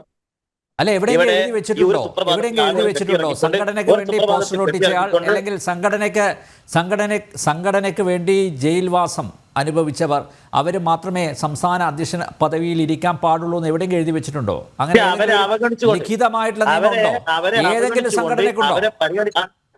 മാന്യമായി പരിഗണിക്കണ്ടേ, സംഘടനാപരമായിട്ട് പരിഗണിക്കണ്ടേ? അതിനുവേണ്ടി പ്രവർത്തിക്കും. പകരം വിദേശത്ത് പോയി വരുമ്പോ ഞാൻ ചോദിക്കട്ടെ, ഇനി നാളെ അല്ല, ഞാൻ ചോദിക്കട്ടെ, സലീം മടവൂർ, വി രാജേഷിനേക്കാൾ കഴിവുള്ള ആളുകൾ ഉണ്ട് തിരുവനന്തപുരം ജില്ലയിൽ. പക്ഷേ ആ ഒരു സാഹചര്യത്തിൽ VV രാജേഷ് തിരുവനന്തപുരത്തെ BJPയെ നയിക്കട്ടെ എന്നൊരു തീരുമാനം എടുത്തു. അല്ലേ? അങ്ങനെ ചില നിങ്ങൾ എന്ത് തീരുമാനം എടുത്തോളൂ. അല്ല, ഞാൻ പറയുന്നത് നിങ്ങൾ എന്ത് തീരുമാനം എടുത്തോളൂ. ചിലരൊക്കെ ഇരിക്കട്ടെ എന്ന് പാർട്ടി നേതൃത്വം തീരുമാനിച്ചാൽ അതിനെന്തിനാണ് സാർ ഇത്ര വേവലാതി? അതിനെന്തിനാണ് ഇത്ര ആവലാതി? ഞാൻ പറയുന്നത് നിങ്ങൾ ഈ വിഷയം ഒരു മിനിറ്റ് നിങ്ങൾ ഈ വിഷയം ചർച്ച ചെയ്യുമ്പോൾ നിങ്ങൾക്ക് രാജീവ് ചന്ദ്രശേഖരനെയും പ്രസിഡന്റ് ആക്കാം, PV രാജേഷിനെയും പ്രസിഡന്റ് ആക്കാം, MT രമേശിനെ പ്രസിഡന്റ് ആക്കാം. ഞാൻ പറയട്ടെ, ആരെയും പ്രസിഡന്റ് ആക്കാം. ഈ അനിൽ നമ്പ്യാരെ തന്നെ പ്രസിഡന്റ് ആക്കുന്നതിന് എതിരല്ല. പക്ഷെ സ്വതന്ത്രമായ ജനാധിപത്യ സംവിധാനത്തിലൂടെ ആയിരിക്കണം ആ തെരഞ്ഞെടുപ്പിൽ നോമിനേഷൻ ക്ഷണിച്ച്. നിങ്ങൾ ആദ്യമേ പറയാണ് പാർട്ടി പറയുന്ന ഒരാൾ മാത്രമാണെങ്കിലേ തെരഞ്ഞെടുപ്പ് ഉണ്ടാവുള്ളൂ. അങ്ങനെ ഒരാളെ പ്രഖ്യാപിച്ചു, അയാൾക്ക് വേണ്ടിയിട്ട് ചെരുപ്പിനനുസരിച്ച് കാല് മുറിച്ച് എന്നിട്ട് തെരഞ്ഞെടുപ്പ്. ഒരാളെ പ്രഖ്യാപിച്ച് അദ്ദേഹം മാത്രം നോമിനേഷൻ കൊടുക്കുന്നു. ഇതെന്ത് ജനാധിപത്യമാണ് ശ്രീ VV രാജേഷ്? അതാണ് നിങ്ങൾ പറയുന്നത്. ഇതെന്ത് ജനാധിപത്യമാണ്? നിങ്ങൾ CPM-നെ കുറ്റം പറയല്ലോ, അതില് പരസ്യമായ ജനാധിപത്യം. അടുത്ത പോയിന്റിലേക്ക് പോകാം. പറയുന്ന ആളാണ് താഴെ വീണ ജോർജിനെ CPM സംസ്ഥാന കമ്മിറ്റിയിൽ സ്ഥിരം ക്ഷണിതാവ് എന്ന പദവി നൽകിയതിൽ മാധ്യമപ്രവർത്തകർ അതിനെക്കുറിച്ച് ചോദിച്ചപ്പോൾ MV ഗോവിന്ദൻ എന്താണ് പറഞ്ഞത് ഞാൻ ചോദിച്ചു താങ്കളോട്. അതൊന്നും സലീം മടവൂരിന് ബാധകമല്ല. പ്രൊഫസർ അനിൽകുമാർ, കേരളത്തിൽ ഒരു കാലത്തും BJP-യെ അധികാരത്തിൽ എത്തിക്കില്ല എന്ന് ഉറച്ച തീരുമാനം എടുത്തവരാണല്ലോ ഇവിടുത്തെ ഇടത് വലത് മുന്നണികൾ, അല്ലേ? അതിനവർ പ്രചരിപ്പിക്കുന്നത് എന്താ? വർഗീയ വിഷം ചുരത്തുന്ന ഒരു പാർട്ടി മാത്രമല്ല ഇവിടെ കൃത്യമായിട്ടൊരു അജണ്ടയും അവർ മുന്നോട്ട് വെച്ചിട്ടുണ്ട്. അതായത് ഹിന്ദുത്വ അജണ്ട നടപ്പിലാക്കുന്ന പാർട്ടി. അതുകൊണ്ട് കേരളത്തിലെ ക്രിസ്ത്യാനികൾക്കും അതുപോലെ മുസ്ലിങ്ങൾക്കും രക്ഷയില്ല BJP അധികാരത്തിലെത്തിയാൽ. അതാണല്ലോ ഇവർ കൃത്യമായിട്ട് അങ്ങനെ ഒരു പ്ലോട്ട് തയ്യാറാക്കിയിട്ടാണല്ലോ മറ്റ് പരിപാടികളൊക്കെ ആവിഷ്കരിച്ചിരിക്കുന്നത്. ഈ വിഷയം രാജീവ് ചന്ദ്രശേഖരൻ്റെ ശ്രദ്ധയിൽപ്പെടുത്തി അതിന് അദ്ദേഹം പറഞ്ഞ മറുപടി, അഭിമുഖത്തിൽ അദ്ദേഹം പറഞ്ഞ മറുപടി കൂടി ഒന്ന് ശ്രദ്ധിക്കുക. അതിനുശേഷം താങ്കളുടെ പ്രതികരണം. ഞങ്ങളുടെ ഒരു ക്ലിയർ അജണ്ട, ഞങ്ങളുടെ ക്ലിയർ ദൗത്യം എന്ന് പറഞ്ഞ ഒരു മിഷൻ ആണ്. എല്ലാ കേരള ഫാമിലി, ഒരു മലയാളി ജനങ്ങളാണോ കുടുംബങ്ങളാണോ, എല്ലാവർക്കും ഒരു വികസനം പുരോഗതിൻ്റെ ഒരു അവസരം ഉണ്ടാക്കാനാണ് ഞങ്ങളുടെ ഒരു മിഷൻ. അതിൽ ഞങ്ങൾ ഒരു സമുദായമോ ഒരു മതമോ ഒന്നും നോക്കിയിട്ടല്ല, എല്ലാവർക്കും കിട്ടണം. അത് ഹിന്ദു ആണോ മുസ്ലിം ആണോ ക്രിസ്ത്യൻ ഫാമിലിയാണോ കുട്ടിയാണോ, എല്ലാവരും കിട്ടണം ഒരു പുരോഗതിയും വികസനത്തിൻ്റെ ഒരു ഓപ്പർച്യൂണിറ്റി. അപ്പോൾ ഇതാണ് ഒരു മലയാളം ട്രാൻസ്ലേഷൻ ഓഫ് സബ്കാ സാത്ത് സബ്കാ വികാസ്. 2014 മുതൽ ഇന്ന് വരെ നരേന്ദ്രമോദിജി എപ്പോഴും പറയുന്നത് ഞാൻ ആരുടെയും എഗൻസ്റ്റ് അല്ല. ഏത് മതമാണോ, ഒരു കമ്മ്യൂണിറ്റിയാണോ, ഒരു കാസ്റ്റാണോ, ഞാൻ എല്ലാവരുടെയും കൂടെയാണ്, പിന്തുണയോടെയാണ് ഞാൻ മുമ്പോട്ട് കൊണ്ടുപോകാൻ പോകുന്നത്. എല്ലാവർക്കും ഒരു അവസരം കൊടുക്കാൻ ആണ് ഞാൻ അധ്വാനിക്കുന്നത്. അത് ഞാൻ ഇവിടെ പറയും. ഇവിടെ കുറച്ചൊരു ഡിഫറൻസ് ഉണ്ട്. ഇവിടെ 10, 20, 35 കൊല്ലമായിട്ട് ഇവിടെ ഈ ലെഫ്റ്റിൻ്റെയും കോൺഗ്രസിൻ്റെ ഒരു പ്രോപ്പഗാൻഡ നടന്നിട്ടുണ്ട്. സംഘ് പരിവാർ ആൻറ്റി ഇതാണ്, സംഘ് പരിവാർ ഇതാണ്. അതുകൊണ്ട് കുറച്ചെല്ലാം ജനങ്ങളുടെ ഈ മൈനോറിറ്റി കമ്മ്യൂണിസ്റ്റിൽ അതൊരു ഒരു ഇമ്പാക്റ്റ് ഉണ്ടാക്കിയിട്ടുണ്ട്. അതിന് സൊല്യൂഷൻ അവരെ പോയി കാണുക. ഞാൻ പറഞ്ഞ മാതിരി അവരോട് സത്യം എന്താണ്, ട്രൂത്ത് കാണിച്ചു കൊടുക്കുക. ഫാക്റ്റ് എന്താണ്, ഞങ്ങളുടെ ഐഡിയോളജി എന്താണ്, ഞങ്ങൾ ചെയ്തത് എന്താണ്, ആരോടെയും ഡിസ്ക്രിമിനേറ്റ് ചെയ്തിട്ടില്ല. ഞങ്ങൾ എല്ലാവർക്കും ഒരേ സമാനം കോൺസ്റ്റിറ്റ്യൂഷണൽ വാല്യൂസിൻ്റെ ബേസിസിലാണ് ഞങ്ങളുടെ ഐഡിയോളജി ബിൽഡ് ചെയ്തിരിക്കുന്നത്. അതെ, ഞാൻ ഹിന്ദുവാണ്, ഞാനൊരു പ്രൗഡ് ഹിന്ദുവാണ്. അതുകൊണ്ട് ഞാൻ ആരെയും എഗെയിൻസ്റ്റ് അല്ല. അത് ഞങ്ങൾ പറഞ്ഞ് എല്ലാവരോടും മനസ്സിലാക്കണം. അപ്പോൾ ആ ഒരു പ്രോപ്പഗാൻഡ ക്രിസ്ത്യൻസിനെയും ഇമ്പാക്റ്റ് ചെയ്തിരുന്നു, മുസ്ലിംസിനെ ഇമ്പാക്റ്റ് ചെയ്തു. ക്രിസ്ത്യൻസ് ഇപ്പോൾ മനസ്സിലാക്കുന്നുണ്ട് എന്താണ് സത്യം. ഞാൻ എൻ്റെ ലോക്സഭാ ഇലക്ഷൻ്റെ സമയത്ത് എല്ലാ മുസ്ലിം പള്ളിയിൽ കയറി ഇറങ്ങിയ ആളല്ലേ. അപ്പം ഞാൻ എല്ലാവരോടും പറഞ്ഞു, ഞങ്ങളെ വർഗീയവാദി എന്ന് വിളിക്കുന്നത് ഒരു ഏറ്റവും വലിയ തെറ്റാണ്. എന്നെല്ലാം വർഗീയവാദി എന്ന് വിളിക്കുന്നത് ഞാനൊരു പട്ടാളക്കാരൻ്റെ മകനാണ്. ഞങ്ങളെല്ലാവരും ഒരു India is great, India is diverse എന്ന് പഠിച്ച് വളർന്ന ആൾക്കാരല്ലേ. അപ്പോൾ അതെല്ലാം നമുക്ക് എക്സ്പ്ലെയിൻ ചെയ്യണം, മനസ്സിലാക്കണം. പ്രൊഫസർ അനിൽകുമാർ, സംഘപരിവാർ ആൻറ്റി മുസ്ലിമാണ്, ആൻറ്റി ക്രിസ്ത്യനാണ്, അങ്ങനെ ഒരു നറേറ്റീവ്, അങ്ങനെ ഒരു പ്രൊപ്പഗാൻഡ നടക്കുന്നു. അത് പൊളിച്ചെഴുതാൻ പറ്റും എന്ന കോൺഫിഡൻസും അദ്ദേഹം പങ്കുവച്ചിട്ടുണ്ട്. പ്രൊഫസർ അനിൽകുമാർ, തീർച്ചയായിട്ടും അദ്ദേഹം ഈ പറഞ്ഞ അഭിപ്രായത്തോട് ഞാൻ യോജിക്കുന്നു. പ്രത്യേകിച്ച് അദ്ദേഹം ഊന്നി പറഞ്ഞൊരു കാര്യമുണ്ട്. ഞാനൊരു പ്രതിരോധ വകുപ്പിൽ ജോലി ചെയ്ത ഒരു പട്ടാളക്കാരനായ ഒരു അച്ഛന്റെ മകനാണ് എന്ന് ഊന്നി പറയുമ്പോൾ തന്നെ പട്ടാളത്തിൽ ജാതിയും മതവും വിവേചനങ്ങളും ഒന്നും ഇക്കാര്യത്തില്ല. അവരെല്ലാം ഭാരതീയരാണ്, ഇന്ത്യക്കാരാണെന്നുള്ള തോന്നലാണ് അവരെ എപ്പോഴും ഒരുമിപ്പിച്ച് നിർത്തുന്നതും ഐക്യത്തോടെ മുന്നോട്ട് നയിക്കുന്നതും. അപ്പൊ അദ്ദേഹം അത് ഊന്നി പറഞ്ഞത് തന്നെ. അത് മാത്രമല്ല, അദ്ദേഹം തിരുവനന്തപുരം മണ്ഡലത്തിൽ പ്രവർത്തനം കാഴ്ചവെച്ചപ്പോ അദ്ദേഹം ഒരിക്കലും ഒരു ജാതിയുടെയോ മതത്തിന്റെയോ പേരിൽ പ്രവർത്തിച്ചതായി ഒരു സ്ഥലത്ത് നിന്നും ആരോപണം ഉണ്ടായിട്ടില്ല. അത് പ്രതിപക്ഷം പോലും ഉന്നയിക്കും എന്ന് ഞാൻ കരുതുന്നില്ല. ഇവിടെ സലീം മടവൂർ പറഞ്ഞൊരു കാര്യം എനിക്ക് അഭിപ്രായ വ്യത്യാസമുണ്ട്. നമ്മള് ഈ രാഷ്ട്രീയത്തെ കാണുമ്പോൾ ഈ പണ്ടത്തെ പഴഞ്ചനായിട്ടുള്ള ഒരു കാഴ്ചപ്പാട് വെച്ചുകൊണ്ട് അതിൽ നിന്ന് മാറി ചിന്തിക്കേണ്ടുന്ന കാലം കടന്നുപോയി. ഇപ്പൊ രാഷ്ട്രീയത്തിൽ എല്ലാ പടിപടിയായി പഞ്ചായത്തിൽ പ്രവർത്തിച്ചു, പിന്നീട് ജില്ലയിൽ പ്രവർത്തിച്ചു, പിന്നെ സംസ്ഥാനത്തിൽ പ്രവർത്തിച്ചു, പിന്നെ അദ്ദേഹത്തിന് സ്ഥാനം കൊടുക്കുക. അങ്ങനെയാണ് ഇന്ത്യയുടെ അവസ്ഥ എന്നൊന്നും ചിന്തിക്കരുത്. അതൊക്കെ മാറി, കാലങ്ങളൊക്കെ മാറി. ഇപ്പൊ നിങ്ങൾക്ക് ഏത് തട്ടിൽ നിന്നും പ്രവർത്തിക്കാൻ കഴിയുന്ന തരത്തിൽ കേരളത്തിൽ നിന്നായാലും ഇന്ത്യയിൽ നിന്നായാലും വിവരങ്ങൾ കിട്ടുന്നതിനും അതിനനുസരിച്ച് പ്രവർത്തിച്ചു പോകുന്നതിനും ഒക്കെ കഴിയുന്ന ഒരു കാലഘട്ടമാണ് ഇവിടെ. ഇവിടെ നിങ്ങൾ പടിപടിയായി ഉയർന്നു വന്നെങ്കിൽ മാത്രമേ രാഷ്ട്രീയത്തിൽ അത്തരത്തിലുള്ള കഴിവുകൾ ഉണ്ടാവൂ എന്നൊക്കെ ചിന്തിക്കുന്നത് പഴയ കാലഘട്ടത്തിൽ ശരിയാണ്, നിങ്ങൾ പറയുന്നത് ശരിയാണ്. പക്ഷേ ഒരു രാഷ്ട്രീയ നേതൃത്വത്തിന്റെ കഴിവ് എന്തായിരിക്കണം, ഒരു രാഷ്ട്രീയ പാർട്ടി എങ്ങനെ ആയിരിക്കണം എന്നൊക്കെയുള്ള നമ്മുടെ ചിന്താഗതികൾ, പഴയ ചിന്താഗതികൾ മാറ്റിവെച്ച് പ്രവർത്തിക്കേണ്ടുന്ന കാലഘട്ടമാണ്. പണ്ടൊക്കെ നമ്മൾ ആശയത്തെ അധിഷ്ഠിതപ്പെടുത്തിക്കൊണ്ടാണ് രാഷ്ട്രീയ പ്രസ്ഥാനങ്ങളെ ജനങ്ങൾ തിരിച്ചറിഞ്ഞിരുന്നെങ്കിൽ ഇന്ന് അതിൽ നിന്നൊക്കെ മാറി തെരഞ്ഞെടുപ്പ് വരുമ്പോൾ നിങ്ങൾ എന്താണ് ജനങ്ങൾക്ക് കൊടുക്കുന്നത്, നിങ്ങൾക്ക് എന്ത് ചെയ്യാൻ കഴിയും എന്ന് ചോദിച്ചിട്ടാണ് ഇവിടെ വോട്ട് ചെയ്യുന്നത്. അതുകൊണ്ടാണ് ഡൽഹിയിൽ അതും പറഞ്ഞു പെർഫോമൻസ് പൊളിറ്റിക്സ്. ഇന്ന് രാജീവ് ചന്ദ്രശേഖർ എടുത്തു പറഞ്ഞ മറ്റൊരു കാര്യം അതാണ്, പെർഫോമൻസ് പൊളിറ്റിക്സ്. ആര് പെർഫോം ചെയ്യുന്നു? അതെ അതെ അതെ തീർച്ചയായിട്ടും അത് പറഞ്ഞതിനോട് യോജിക്കുന്നു. അതുകൊണ്ട് തന്നെ ഈ നമ്മുടെ രാഷ്ട്രീയത്തിലെ ഇൻഡിക്കേറ്റേഴ്സ്, അതായത് ജനങ്ങളുടെ വോട്ട് ബാങ്കിനെ ചലിപ്പിക്കുന്ന ഘടകങ്ങൾ എന്താണെന്ന് നമ്മൾ പഠിക്കണം. ഇവിടെ ഏറ്റവും കൂടുതൽ വർഗീയത പറഞ്ഞിട്ടുള്ളത്, ഞാൻ ഉറച്ചു പറയുന്നു, കമ്മ്യൂണിസ്റ്റ് പാർട്ടി തന്നെയാണ് എന്ന് എനിക്ക് പറയേണ്ടി വരും. അതിന്റെ ഏറ്റവും പ്രധാനപ്പെട്ട കാരണം BJP വർഗീയ പാർട്ടിയാണ്, BJP വർഗീയ പാർട്ടിയാണ്, BJP വർഗീയ പാർട്ടിയാണ് എന്ന് നിരന്തരം പറഞ്ഞുകൊണ്ട് തന്നെ ഇതര മൈനോറിറ്റി വിഭാഗങ്ങളുടെ വോട്ടുകൾ എപ്പോഴും സ്വായത്തമാക്കാൻ ഇടതുപക്ഷം ശ്രമിച്ചിരുന്നു എന്നുള്ളതാണ്. അതുകൊണ്ട് തന്നെ പലപ്പോഴും ഹിന്ദുത്വ പൊളിറ്റിക്സിന്റെ ഒരു വോട്ട് മൊബിലൈസ് ചെയ്യുന്ന ഒരു ഘടകമായിട്ട് ഇങ്ങനെ നിരന്തര ആരോപണം ഉന്നയിക്കുമ്പോൾ അത് ഒരർത്ഥത്തിൽ പറഞ്ഞാൽ ചില സ്ഥലങ്ങളിലെങ്കിലും BJPക്ക് അനുകൂലമായി മാറുന്ന ഒരു കാഴ്ചയാണ് നമ്മൾ കാണുന്നത്, അവരറിയാതെ തന്നെ. അപ്പൊ നമ്മൾ ഈ ജാതിയും മതവും നിരന്തരമായി പറഞ്ഞുകൊണ്ട് ഇന്ത്യൻ പൊളിറ്റിക്സിലും കേരള പൊളിറ്റിക്സിലും നേട്ടം ഉണ്ടാക്കുന്നതൊക്കെ കരുതുന്നെങ്കിൽ ആ കരുതുന്നത് തന്നെ തെറ്റാണ് എന്ന് നമ്മൾ മനസ്സിലാക്കുക. അതിനെയൊക്കെ മറികടന്ന് ചിന്തിക്കുന്ന ഒരു യുവത ഉണ്ടായി വരുന്ന ഒരു കാലഘട്ടമാണ്. ഇപ്പം രാജീവ് ചന്ദ്രശേഖറിന് ഇപ്പം BJPയുടെ എല്ലാ നേതൃത്വത്തിനും കിട്ടുന്നതിനേക്കാൾ വലിയൊരു സ്വീകാര്യത ഒരു പക്ഷേ ഞാൻ കരുതുന്നു ഈ സംസ്ഥാന നേതൃത്വത്തിന്റെ ഈ തെരഞ്ഞെടുപ്പിൽ രാജീവ് ചന്ദ്രശേഖറിന് തീർച്ചയായിട്ടും ഉണ്ടാകും കേരളത്തിൽ നിന്ന്. അത് ഉണ്ടാകും എന്ന് പറയാനുള്ള കാരണം ഞാൻ ആദ്യം സൂചിപ്പിച്ചതുപോലെ തന്നെ കേരളത്തിലെ പൊളിറ്റിക്സ് എങ്ങനെ മാറുന്നു, കേരളത്തിലെ ജനങ്ങൾ എങ്ങനെ ചിന്തിക്കുന്നു എന്ന് അറിയാൻ നമുക്ക് കഴിയണം എന്നുള്ളതാണ്. കേരളത്തിൽ ഞാനൊരു കാര്യം ചോദിക്കട്ടെ, ഇവിടെ എല്ലാ വികസന സങ്കല്പങ്ങളും തുടക്കത്തിൽ എതിർക്കുകയും പിന്നെ അതിനുവേണ്ടി ആളുകളുടെ ജീവൻ കൊടുക്കുകയും അവസാനം അതേ പദ്ധതി തന്നെ 10-25 വർഷം കഴിയുമ്പോൾ നടപ്പിലാക്കുകയും ചെയ്ത പ്രസ്ഥാനങ്ങളാണ് ഈ വിമർശിച്ചുകൊണ്ടിരിക്കുന്ന പ്രസ്ഥാനങ്ങൾ.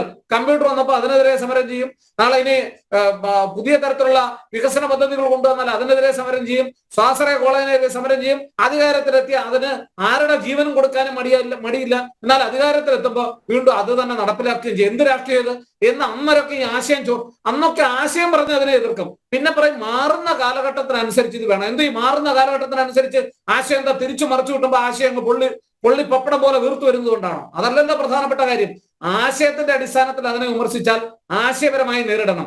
അതിന് കാലവും സാഹചര്യവും ഒന്നുമല്ല അതിനെ മാറ്റിമറിക്കുന്നത്. നമ്മൾ അടിസ്ഥാനപരമായി മനസ്സിലാക്കേണ്ടത് ആ ആശയങ്ങൾ, തീർച്ചയായിട്ടും ആശയങ്ങൾ വേണ്ട എന്ന് ഞാൻ പറയുന്നില്ല. പക്ഷേ മാറുന്ന കാലഘട്ടത്തിലെ രാഷ്ട്രീയത്തിൽ ഒരു രാഷ്ട്രീയ നേതൃത്വത്തിന് ഉണ്ടാകേണ്ടുന്ന യോഗ്യത എന്താണെന്ന് മനസ്സിലാക്കുന്നതിൽ ഇവിടുത്തെ ഇടതുപക്ഷ പാർട്ടികൾക്കും അതുപോലെ തന്നെ കോൺഗ്രസ് പ്രസ്ഥാനങ്ങൾക്കും പോരായ്മകൾ നേരിട്ടിട്ടുണ്ട് എന്നുള്ളതാണ്. എപ്പോഴൊക്കെ അതിനെ മറികടന്നു പോകാൻ, ഇപ്പം ഞാൻ വിമർശനമായിട്ട് പറഞ്ഞില്ല, തരൂരിനെ കോൺഗ്രസ് പാർട്ടി അവതരിപ്പിച്ചപ്പോ ഈ രാഷ്ട്രീയ പാരമ്പര്യം ഒന്നും വിഷയമായിരുന്നില്ലേ തിരുവനന്തപുരം മണ്ഡലത്തിൽ? അവതരിപ്പിച്ച് അങ്ങ് AICC വരെ പോയല്ലോ അദ്ദേഹത്തിന്റെ സ്ഥാനാർത്ഥിത്വത്തിനുള്ള മത്സരം. അപ്പൊ അതൊക്കെ അന്നൊന്നും ഈ ഇത്തരത്തിലുള്ള ആരോപണങ്ങളൊന്നും ഉണ്ടായില്ലല്ലോ. അപ്പൊ ഞാൻ പറഞ്ഞു വരുന്നത് ഒരു മത്സരം എത്രയോ നേതാക്കൾ, പ്രകാശ് കാരാട്ട് അങ്ങനെ രാഷ്ട്രീയത്തിൽ വന്നത് പടിപടിയായിട്ട് വളർന്നു വന്നതാണ്. പ്രകാശ് കാരാട്ട് രാഷ്ട്രീയത്തിലേക്ക് വന്നത് JNU രാഷ്ട്രീയത്തിൽ നല്ല അങ്ങോട്ടേക്ക് പോകുന്നത് പെട്ടെന്ന് തന്നെ, അല്ലാതെ സമൂഹത്തിന്റെ താഴെ അടിത്തട്ടിൽ പ്രവർത്തിച്ച് മനസ്സിലാക്കുന്ന ആളൊന്നുമല്ല. നമ്മൾ അങ്ങനെ കരുതേ വേണ്ട, അതൊന്നും തെറ്റാണെന്നുള്ള അഭിപ്രായമുള്ള ആളല്ല ഞാൻ. അവർ തീർച്ചയായിട്ടും ഇപ്പൊ നമ്മൾ തമാശയ്ക്ക് പറയുന്ന ഒരു കാര്യമുണ്ട്, അധ്യാപകനാകണമെങ്കിൽ പിന്നെ നിങ്ങൾക്ക് എക്സ്പീരിയൻസ് വേണം. ഇനി എക്സ്പീരിയൻസ് കിട്ടണമെങ്കിലോ അധ്യാപകനാവുകയും വേണം എന്ന് പറയുമ്പോൾ രാഷ്ട്രീയത്തിന്റെ കാര്യം. രാഷ്ട്രീയ നേതാവായി രാജ്യത്തിൽ പ്രവർത്തിക്കണമെങ്കിൽ നിങ്ങൾക്ക് എക്സ്പീരിയൻസ് ഉണ്ടെങ്കിൽ മാത്രമേ അദ്ദേഹത്തിനെ അവിടെ തിരഞ്ഞെടുക്കാവൂ. അതല്ല അതിന്റെ ശരി. മാത്രമല്ല, അദ്ദേഹം ഇപ്പം ഏതാണ്ട് ഒരു 10-15 വർഷക്കാലമായി രാജ്യസഭയിൽ പ്രവർത്തിക്കുകയും ജനങ്ങളുമായിട്ട് സംവദിക്കുകയും ലോകം മുഴുവൻ ചുറ്റിക്കാണുകയൊക്കെ ചെയ്ത ഒരു നേതാവിനെ ഒരു മാറുന്ന കാലഘട്ടത്തിൽ യുവജനതയെ ആകർഷിക്കുവാനും ആ സമൂഹത്തിലെ ഒരു വികസന കാഴ്ചപ്പാട് മുന്നോട്ട് വെക്കാനും കഴിയുന്ന ജെനുവിനായിട്ടൊരാളെ അവതരിപ്പിക്കുമ്പോൾ നമ്മൾ അതിനെ മുൻവിധിയോടെ കാണണ്ട. ഇനി അങ്ങനെ ചേരത്തില്ലെങ്കിൽ അത് ആ പാർട്ടി സഹിക്കണമെന്നേ ഞാൻ പറയുന്നത്. അങ്ങനെ പാർട്ടി ഒരു മാറി ചിന്തിക്കുമ്പോൾ നമ്മൾ അതിനെ സ്വാഗതം ചെയ്യുകയല്ലേ ചെയ്യട്ടെ. BJP പറയാണ്, ശരി നിങ്ങളല്ല ഇങ്ങനെ ചെയ്യുന്നു, അടുത്തിട്ട് ഇത് കൊണ്ടുവന്നാൽ നിങ്ങൾ നേതാക്കളെ വെച്ചോ, ഞങ്ങള് ഇങ്ങനെ മാറുന്ന മുഖമുള്ള ഒരാളെ അവതരിപ്പിച്ചോ പരീക്ഷയിട്ട് അതിനെന്താ കുഴപ്പമെന്താ? നമ്മൾ അതിനെ വലിയ മുൻവിധിയോടെ കാണുന്നത് എന്താ? ഇനി ഈ പാരമ്പര്യമായി വന്ന നേതാക്കന്മാരെല്ലാം എന്താ ഇവിടെ ചെയ്തുകൊണ്ടിരിക്കുന്നത് നമ്മൾ കണ്ടുകൊണ്ടിരിക്കുകയല്ലേ. ഏതെങ്കിലും ഒരു വിഷയത്തെ സംബന്ധിച്ച് ചോദ്യം ചോദിച്ചാൽ പോലും കൃത്യമായൊരു മറുപടി പറയാൻ അറിയാത്ത, അങ്ങോട്ടോ ഇച്ചോട്ടോ ആശയങ്ങളും ഈ പറയുന്ന പഴഞ്ചൻ ചിന്താഗതികളും കൊണ്ടിരിക്കുന്നതിന് പകരം മാറുന്ന കാലഘട്ടം കേരളത്തിന്റെ ആവശ്യം എന്താണെന്ന് തിരിച്ചറിയാം. ഇപ്പോഴും ചോദിച്ചു കഴിഞ്ഞാൽ പറയുന്ന 2-3 നിരന്തരമായ വാക്കുകളുണ്ട്. ആഗോളവൽക്കരണം, വർഗീയവൽക്കരണം, പിന്നെ എന്തുകൊണ്ട് ഇവിടുന്ന് യുവജനത അപ്പുറത്തേക്ക് പോകുന്നു, അത് ആഗോളവൽക്കരണത്തിന്റെ ഫലമാണ്. എന്തുകൊണ്ട് വിലക്കയറ്റം ഉണ്ടാകുന്നു, ആഗോളവൽക്കരണത്തിന്റെ ഫലമാണ്. എല്ലാത്തിനും നമുക്ക് പറഞ്ഞൊഴിയാൻ ചില പഴഞ്ചൻ ആശയങ്ങളുണ്ട്. നമ്മൾ പ്രവർത്തിക്കുന്നേ ഇന്നുള്ള നേതാക്കന്മാരിലെ ഇടതുപക്ഷത്തിലെ നേതാക്കന്മാർ ഉൾപ്പെടെയുള്ള 90% നേതാക്കന്മാർ ഫ്ലെക്സ് രാഷ്ട്രീയം കളിക്കുന്നവരല്ലേ. ഫ്ലെക്സുകൾ നിൽക്കുന്ന ദിവസം ഇവരുടെയൊക്കെ രാഷ്ട്രീയം അവസാനിക്കുമെന്ന് നിങ്ങൾ തിരിച്ചറിയുക. അതാത് മണ്ഡലത്തിൽ പരിശീലനമുള്ള അതാത് മണ്ഡലത്തിൽ ജനങ്ങളെ കാണുന്ന ആളുകളെയാണ് അവിടെ നിർത്തി മത്സരിപ്പിക്കുന്നത്. അങ്ങനെയൊന്നും അല്ലല്ലോ. അങ്ങനെയെങ്കിൽ ഈ പറയുന്ന കാര്യം ശരിയാണ്. ഒരു കേരളത്തിൽ പ്രവർത്തിക്കുന്നു, അയാൾക്ക് അവിടെ നിന്ന് മത്സരിച്ച് അനുഭവത്തിന്റെ അടിസ്ഥാനത്തിൽ സീറ്റ് കൊടുക്കുന്നു, അവിടെ നിർത്തി മത്സരിപ്പിക്കുന്നു, അവിടെ നിന്ന് രാഷ്ട്രീയത്തിലേക്ക് കൊണ്ടുവരുന്നത് ശരിയാണ്. അങ്ങനെ തന്നെയാണ് എല്ലാ പാർട്ടികളും ചെയ്യുന്നതെങ്കിൽ നിങ്ങൾ പറയുന്നതോട് ഞാൻ യോജിക്കുന്നു. അങ്ങനെയൊന്നും അല്ലല്ലോ. ഇത് തിരുവനന്തപുരത്ത് നടക്കുന്ന ആളെ വിജയ സാധ്യത ഉണ്ടെന്ന് പറഞ്ഞിട്ട് വേറൊരു മണ്ഡലത്തിൽ മത്സരിപ്പിക്കും, അദ്ദേഹത്തിന് വേറെ ജാതി രാഷ്ട്രീയത്തിൽ വേറെ അടുത്ത് പറ്റുമ്പോൾ അവിടെ കൊണ്ടുപോയി മത്സരിപ്പിക്കും. ഇതൊക്കെ രാഷ്ട്രീയ പാർട്ടികൾ അങ്ങോട്ടും ഇങ്ങോട്ടും ചെയ്യുന്നതാണ്. ഞാനത് ഒരു രാഷ്ട്രീയ പ്രസ്ഥാനത്തെ മാത്രം കുറ്റപ്പെടുത്തി പറയല്ല, മുഴുവൻ രാഷ്ട്രീയ പാർട്ടികളും ചെയ്യുന്നതാണ്. അതുകൊണ്ട് തന്നെ രാജീവ് ചന്ദ്രശേഖരനെ പോലെ അദ്ദേഹം ഒരു രാഷ്ട്രീയ പ്രസ്ഥാനം പോലും, ഒരു രാഷ്ട്രീയ ഇടതുപക്ഷമോ വലതുപക്ഷമോ അദ്ദേഹം ഒരു വർഗീയവാദിയാണ് എന്നുള്ള തരത്തിലുള്ള ഒരു ആരോപണം ഉന്നയിച്ചിട്ടില്ല. മാത്രമല്ല, എനിക്ക് വളരെ വ്യക്തിപരമായി അറിയാം, തിരുവനന്തപുരം മണ്ഡലത്തിൽ അദ്ദേഹം പ്രവർത്തനം തുടങ്ങിയത് തന്നെ നിങ്ങൾക്ക് മനസ്സിലാക്കിയാൽ പല മൈനോറിറ്റി കമ്മ്യൂണിറ്റീസും നിലനിൽക്കുന്ന മേഖലകളിൽ പോയി അവിടുത്തെ പ്രവർത്തനങ്ങൾ നടത്തിക്കൊണ്ടാണ്. ആരും അദ്ദേഹത്തെ ഒരിടത്ത് പോലും അദ്ദേഹം വർഗീയവാദിയാണെന്നുള്ള ആരോപണം ഉന്നയിച്ചിട്ടില്ല. മറ്റൊരു കാര്യം, അദ്ദേഹം ഓരോ സ്ഥലത്തും പോയി ആ സ്ഥലത്തിന് അനുസൃതമായിട്ടുള്ള ഒരു വികസന കാഴ്ചപ്പാട് അതിനകത്ത് സംവദിച്ചുകൊണ്ട് അതിനകത്ത് നേരിട്ട് ഇടപെട്ടുകൊണ്ടാണ് പ്രവർത്തിച്ചു വരുന്നത്. അത് വ്യത്യസ്തമായിട്ടുള്ള ഒരു പ്രവർത്തന ശൈലിയാണ്. ഇപ്പൊ കേരള രാഷ്ട്രീയത്തിൽ BJP ഒട്ടാകെ മാറ്റിമറിച്ച് മുന്നിൽ കൊണ്ടുവന്ന് നാളെ വിജയത്തിലെത്തിക്കും എന്ന് പറയാനൊന്നും ഞാൻ ആളല്ല. പക്ഷെ ആ മാറ്റത്തെ അംഗീകരിക്കുവാൻ നമ്മൾ തയ്യാറാകണം എന്നുള്ളതാണ്. അത് ഞാൻ ഉറച്ചു വിശ്വസിക്കുന്നു. കേരളത്തിൽ അങ്ങനെ ഒരു മാറ്റം BJPയെ സംബന്ധിച്ചിടത്തോളം അനിവാര്യമാണ്. BJPയെ എന്ന് മാത്രമല്ല, മുഴുവൻ രാഷ്ട്രീയ പാർട്ടികളെ സംബന്ധിച്ചോളം അനിവാര്യമാണ്. പക്ഷെ ഇടതുപക്ഷത്തിനെ സംബന്ധിച്ചിടത്തോളം അങ്ങനെ ഒരു പ്രശ്നമുണ്ട്. കാരണം എന്താ അറിയുക, അങ്ങനെ ഒരു യുവജനതയെ നടത്തിക്കൊണ്ട് വരുവാൻ അല്ലെങ്കിൽ വളർത്തിക്കൊണ്ടുവരാൻ അവർ തയ്യാറല്ല എന്നുള്ളതാണ്. ഇപ്പോഴും 3-ാം വട്ടവും 4-ാം വട്ടവും 5-ാം വട്ടവും രാഷ്ട്രീയ പാർട്ടിയുടെ സെക്രട്ടറി സ്ഥാനത്ത് കടിച്ചു തുടരണം. കാരണം പാരമ്പര്യം ഭയങ്കര വിഷയമാണല്ലോ, എക്സ്പീരിയൻസ് ഭയങ്കര അനുഭവമാണല്ലോ. കാരണം എങ്കിലേ പഴയ അതിൽ നിന്ന് മാറി പുതിയത് എന്ന് പറയുമ്പോൾ ആ പണ്ട് ഞങ്ങൾ അങ്ങനെ പറഞ്ഞെന്ന് ജനങ്ങളെ ഓർമ്മപ്പെടുത്താൻ പറ്റൂ. അതുകൊണ്ട് ഞാൻ പറയുന്നത്, ഈ മാറ്റത്തെ അംഗീകരിക്കുവാൻ നമ്മൾ തയ്യാറാകണം. അത് ഒരു രാഷ്ട്രീയ പ്രസ്ഥാനമല്ല, മുഴുവൻ രാഷ്ട്രീയ പ്രസ്ഥാനങ്ങളിലും, എല്ലാ രാഷ്ട്രീയ പ്രസ്ഥാനങ്ങളിലും ഉണ്ടാകട്ടെന്നേ. വിദ്യാഭ്യാസമുള്ള ചെറുപ്പക്കാരെ നിങ്ങൾ എടുക്കുക, പ്രവർത്തിക്കാൻ കഴിയുന്ന നല്ല പ്രൊഫഷണലുകളെ കൊണ്ടുവരിക, രാഷ്ട്രീയ പ്രസ്ഥാനങ്ങളെ പ്രൊഫഷണൽ പാർട്ടികളാക്കി മാറ്റുക. അതിൽ എന്താണ് തെറ്റ്? അതിന്റെ ഫലം ഇവിടുത്തെ ജനങ്ങൾ അതെ, അത് തന്നെയാ പറഞ്ഞത്. ജനാധിപത്യത്തിൽ അത് ഉണ്ടാവണമെന്ന് പറഞ്ഞത്. ജനങ്ങൾ തെരഞ്ഞെടുത്തല്ലേ പോകൂ, അല്ലാതെ നേരിട്ട് അങ്ങ് പോകത്തില്ലല്ലോ. ഇവിടെ നിന്ന് ഒരാൾ തെരഞ്ഞെടുപ്പം BJP പറയാം അദ്ദേഹം വന്ന ഉടനെ നാളെ കേരളത്തിൽ അധികാരത്തിലെത്തും എന്നൊന്നും ഞാൻ പറയുന്നില്ല. അദ്ദേഹം പ്രവർത്തിക്കട്ടെ നേടിത്തട്ടെ. ആ മാറ്റം ജനങ്ങൾ കണ്ടിട്ട് ജനങ്ങൾ വോട്ട് കൊടുത്താൽ മതി. അല്ലാതെ വന്ന ഉടനെ നാളെ എല്ലാ 140 സ്ഥലങ്ങളിലേക്കും BJPക്കാരെ പറഞ്ഞു വിടാമെന്നൊന്നും തീരുമാനിക്കാനുള്ള വകുപ്പൊന്നും BJPയിൽ ഇല്ലല്ലോ. അതുകൊണ്ട് അദ്ദേഹം പ്രവർത്തിക്കട്ടെ. ആ പ്രവർത്തന ശൈലി ശരിയാണെങ്കിൽ അതിനെ പിന്തുടരാനുള്ള മനസ്സ് മറ്റുള്ള രാഷ്ട്രീയ പാർട്ടികൾ കാണിക്കട്ടെ. ഒരു മാറ്റം വരട്ടെ കേരള രാഷ്ട്രീയത്തിൽ. യെസ്, എൻ ശ്രീകുമാർ, BJP വർഗീയ പാർട്ടിയാണെന്ന് പറഞ്ഞാണല്ലോ വർഗീയ മുതലെടുപ്പ് നടത്തുന്നത്. ഇവിടെ ഇടത് വലത് മുന്നണികൾ അതിനൊരവസാനം ഉണ്ടാക്കും. മുസ്ലിം ജനസാമാന്യത്തെ ബോധ്യപ്പെടുത്താൻ മുന്നിട്ടിറങ്ങും എന്നാണ് അദ്ദേഹം പറഞ്ഞിരിക്കുന്നത്. അല്ലേ, ഈ വർഗീയ രാഷ്ട്രീയം ഏറ്റവും കൂടുതൽ കളിക്കുന്നത് ബഹുശ അനിൽകുമാർ ചൂണ്ടിക്കാണിച്ചതുപോലെ ഇവിടെ ഇടത് വലത് മുന്നണികളല്ലേ, അതൊരു യാഥാർത്ഥ്യം അല്ലേ. അപ്പോൾ അതിനൊരു അവസാനമുണ്ടാക്കും, അത് പറ്റും, അത് തന്നെ കൊണ്ട് സാധിക്കുമെന്നാണ് അദ്ദേഹം പറഞ്ഞത്.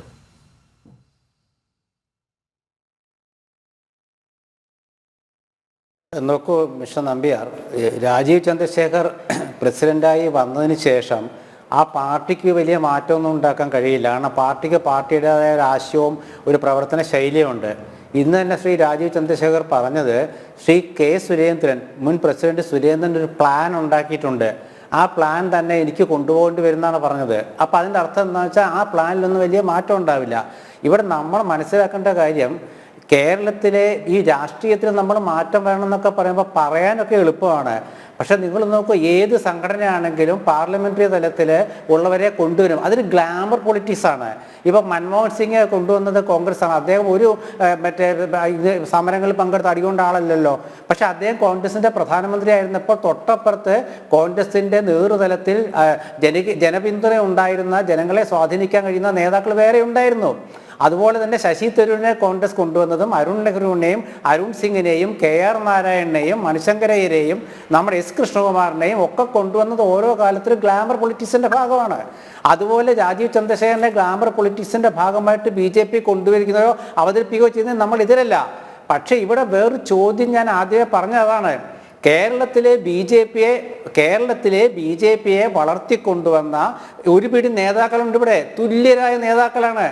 ആ നേതാക്കളെ ഒന്നും പറ്റില്ല പ്രസിഡന്റ് ആവാൻ എന്ന് എന്തുകൊണ്ട്, എന്തോ ആരെ സംസാരിക്കുന്നുണ്ടേ, എന്തുകൊണ്ട്? ഹലോ, കേൾക്കാം.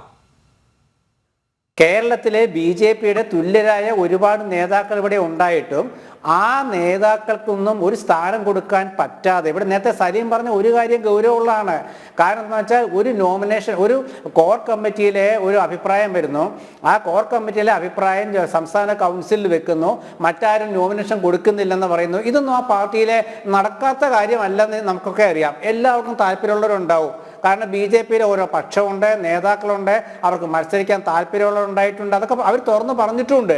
പക്ഷെ അവരെയൊന്നും മത്സരിപ്പിക്കാതെ ഈ പ്രോസസ് കൊണ്ടുവന്നത് അത് ആ പാർട്ടിയുടെ ശൈലിയാണ്. അതിപ്പോ തെറ്റുവരാൻ പറ്റില്ല.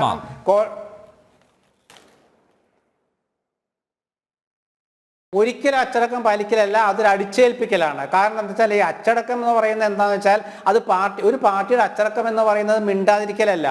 അച്ചടക്കം എന്ന് പറയുന്നത് ആ പാർട്ടിയുടെ തത്വങ്ങളിൽ ഉള്ളിൽ നിന്നുകൊണ്ട് പ്രവർത്തിക്കലാണ് അച്ചടക്കം. അത് ജനാധിപത്യപരമായിട്ട് പാർട്ടി വേദികളിൽ എനിക്ക് മത്സരിക്കണമെന്ന് പറഞ്ഞാൽ ആ ആൾക്ക് മത്സരിക്കാനുള്ള അവസരം അവിടെ ഉണ്ടാവണം. അത് നമ്മൾ പരസ്യമായിട്ട് BJP നേതാക്കളിൽ നിന്ന് തന്നെ നമ്മൾ കേട്ടു തുടങ്ങിയതല്ലേ. ശ്രീ രാജീവ് ചന്ദ്രശേഖർ, ഇവിടെ ശ്രീ രാജേഷും പറഞ്ഞൊരു കാര്യമുണ്ട്, അദ്ദേഹം മിടുക്കനാണ് പാർലമെന്ററി തലത്തിൽ. അത് ഞാനും പറഞ്ഞല്ലോ, പാർലമെന്ററി തലത്തിൽ രാജീവ് ചന്ദ്രശേഖരൻ മിടുക്കനാണ്. പക്ഷെ സംഘടനാ തലത്തിൽ വരുമ്പോൾ അദ്ദേഹത്തിന് സാധാരണക്കാരായ പ്രവർത്തകരുമായിട്ട് ആശയവിനിമയം നടത്താൻ കേരളത്തിലെ BJPയുടെ സംസ്ഥാന നേതാക്കൾക്ക് കഴിയുന്നത് പോലെ അദ്ദേഹത്തിന് കഴിയില്ല. അത് സംശയമില്ലാത്ത കാര്യമാണ്. മാത്രമല്ല, അദ്ദേഹം തിരുവനന്തപുരത്ത് പരാജയപ്പെട്ട ശേഷം അദ്ദേഹത്തിൻ്റെ ഒരു പരസ്യ പ്രസ്താവന സാമൂഹ്യ മാധ്യമത്തിൽ വന്നില്ലേ, രാഷ്ട്രീയം ഉപേക്ഷിക്കുന്നു എന്ന രീതിയിൽ. പിന്നെ അദ്ദേഹം തിരുത്തി, അത് വേറെ കാര്യം.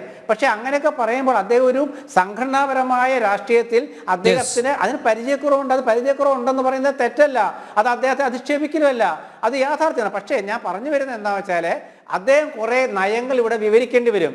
കേരളത്തിലെ CPM BJP RSS ബന്ധം അതിനെക്കുറിച്ച് പറയേണ്ടി വരും. കാരണം BJPയുടെ നേതാവ് ജാവദേക്കറെ EP ജയരാജൻ കണ്ടതും അദ്ദേഹത്തിന്റെ കൺവീനർ സ്ഥാനം പോയതും ADGP ഒരു RSS നേതാവിനെ കണ്ടതും അതിനുശേഷം തിരുവനന്തപുരത്തെ നിർമ്മല സീതാരാമനുമായിട്ട് മുഖ്യമന്ത്രി ചർച്ച നടത്തിയതും ആ ചർച്ച വെളിപ്പെടുത്താതിരുന്നതും അതിനുശേഷം ആ ചർച്ച ഒരു കാപ്പി കുടിച്ചുകൊണ്ട് എന്താ തെറ്റെന്ന് സുരേന്ദ്രൻ പറഞ്ഞതൊക്കെ ചർച്ചയുണ്ട്. BJP CPM ബന്ധം ഇവിടെ നിപ്പുണ്ട്. ഇതിനൊക്കെ രാജീവ് ചന്ദ്രശേഖരൻ രാഷ്ട്രീയമായിട്ട് ഉത്തരം പറയേണ്ടി വരും. അങ്ങനെ ഉത്തരം പറയുമ്പോൾ ഈ പാർട്ടിയുടെ നയത്തെ മാറ്റാൻ കഴിയില്ല. അവിടൊക്കെയാണ് ഉത്തരം പറയാം. അതൊക്കെയാണ് നമ്മൾ കാക്ഷിക്കുന്നത്. അല്ലാണ്ട് മറ്റുള്ള മാറ്റങ്ങളും യൂത്തിന്റെ കാര്യമൊന്നും അല്ല. രാഷ്ട്രീയത്തിൽ നിലപാടുകൾ വ്യക്തമാക്കണം. ആ നിലപാട് എന്തായിരിക്കും രാജീവ് ചന്ദ്രശേഖരൻ നാളെ വ്യക്തമാക്കുക. അത് കേരളത്തിലെ BJP നേതാക്കൾ നോക്കിയിരിക്കുന്നതാണ്. മാത്രമല്ല, രാജീവ് ചന്ദ്രശേഖരനെ എന്തുകൊണ്ട് കൊണ്ടുവന്നു, ഞങ്ങൾ എന്തുകൊണ്ട് തഴയപ്പെട്ടു എന്ന് പ്രവർത്തകരോട് പറയാനും ഇവർക്ക് ബാധ്യതയുണ്ട്, കേരളത്തിലെ രാജേഷിനെ പോലെയുള്ള നേതാക്കൾക്ക്. രാജീവ് ചന്ദ്രശേഖർ ഈ വിഷയം വിഷയങ്ങളിലൊക്കെ നിലപാട് വ്യക്തമാക്കുമോ എന്നുള്ളതാണ് ചോദ്യം. ഒരു അഭിപ്രായം പറയോ? ഒറ്റ മിനിറ്റ് പെട്ടെന്ന് പറഞ്ഞോ, എനിക്കൊരു ഇടവേളയിലേക്ക് അതായത് ഞാൻ ഈ പറയുന്ന കാര്യങ്ങള്, ഞാൻ രാഷ്ട്രീയമായി പറഞ്ഞ അഭിപ്രായങ്ങള് ഞാൻ വളരെ വ്യക്തമായിട്ട് പറയുന്നു. ഈ ചർച്ചയിൽ പങ്കെടുക്കുന്ന ശ്രീ വി രാജേഷ് എന്തൊക്കെ ന്യായീകരിച്ചാലും തെരഞ്ഞെടുപ്പിൽ ഈ നേരത്തെ ശ്രീ ശ്രീകുമാർ വളരെ വ്യക്തമായിട്ട് പറഞ്ഞു, പാർലമെന്ററി രാഷ്ട്രീയം പോലെയല്ല ഒരു പാർട്ടിയുടെ സംസ്ഥാന പ്രസിഡന്റ് സ്ഥാനം. അത് മത്സരിക്കാൻ അവസരം കൊടുക്കേണ്ടിയിരുന്നു. ഞാൻ രാഷ്ട്രീയ എതിരാളിയാണെങ്കിലും ഞാനെങ്കിലും പരസ്യമായി ഇതിലൊക്കെ ഇരുന്ന് പറയുന്നല്ലോ എന്ന് കരുതിയിട്ട് ശ്രീ വി രാജേഷിന്റെ ഹൃദയം തുടിക്കുന്നത് ഞാൻ ഇവിടെ കേൾക്കുന്നുണ്ട്. എല്ലാവർക്കും വി രാജേഷ്, രാജീവ് ചന്ദ്രശേഖരന്റെ സ്ഥാനാരോഹണത്തിൽ താങ്കളെപ്പോലുള്ളവർ, താങ്കൾ ഉൾപ്പെടെയുള്ളവരൊക്കെ അസ്വസ്ഥരാണ് എന്ന ഒരു കൃത്യമായിട്ടുള്ള ഒരു പ്രചരണം അത് ഇപ്പോൾ നടക്കുന്നുണ്ട്. അതിൻ്റെ ഭാഗമായിട്ട് തന്നെ വേണം നമ്മുടെ സലീം മടവൂരിൻ്റെയും അതുപോലെ എൻ ശ്രീകുമാറിൻ്റെയും ഒക്കെ പരാമർശങ്ങളെ നോക്കിക്കാണേണ്ടത്.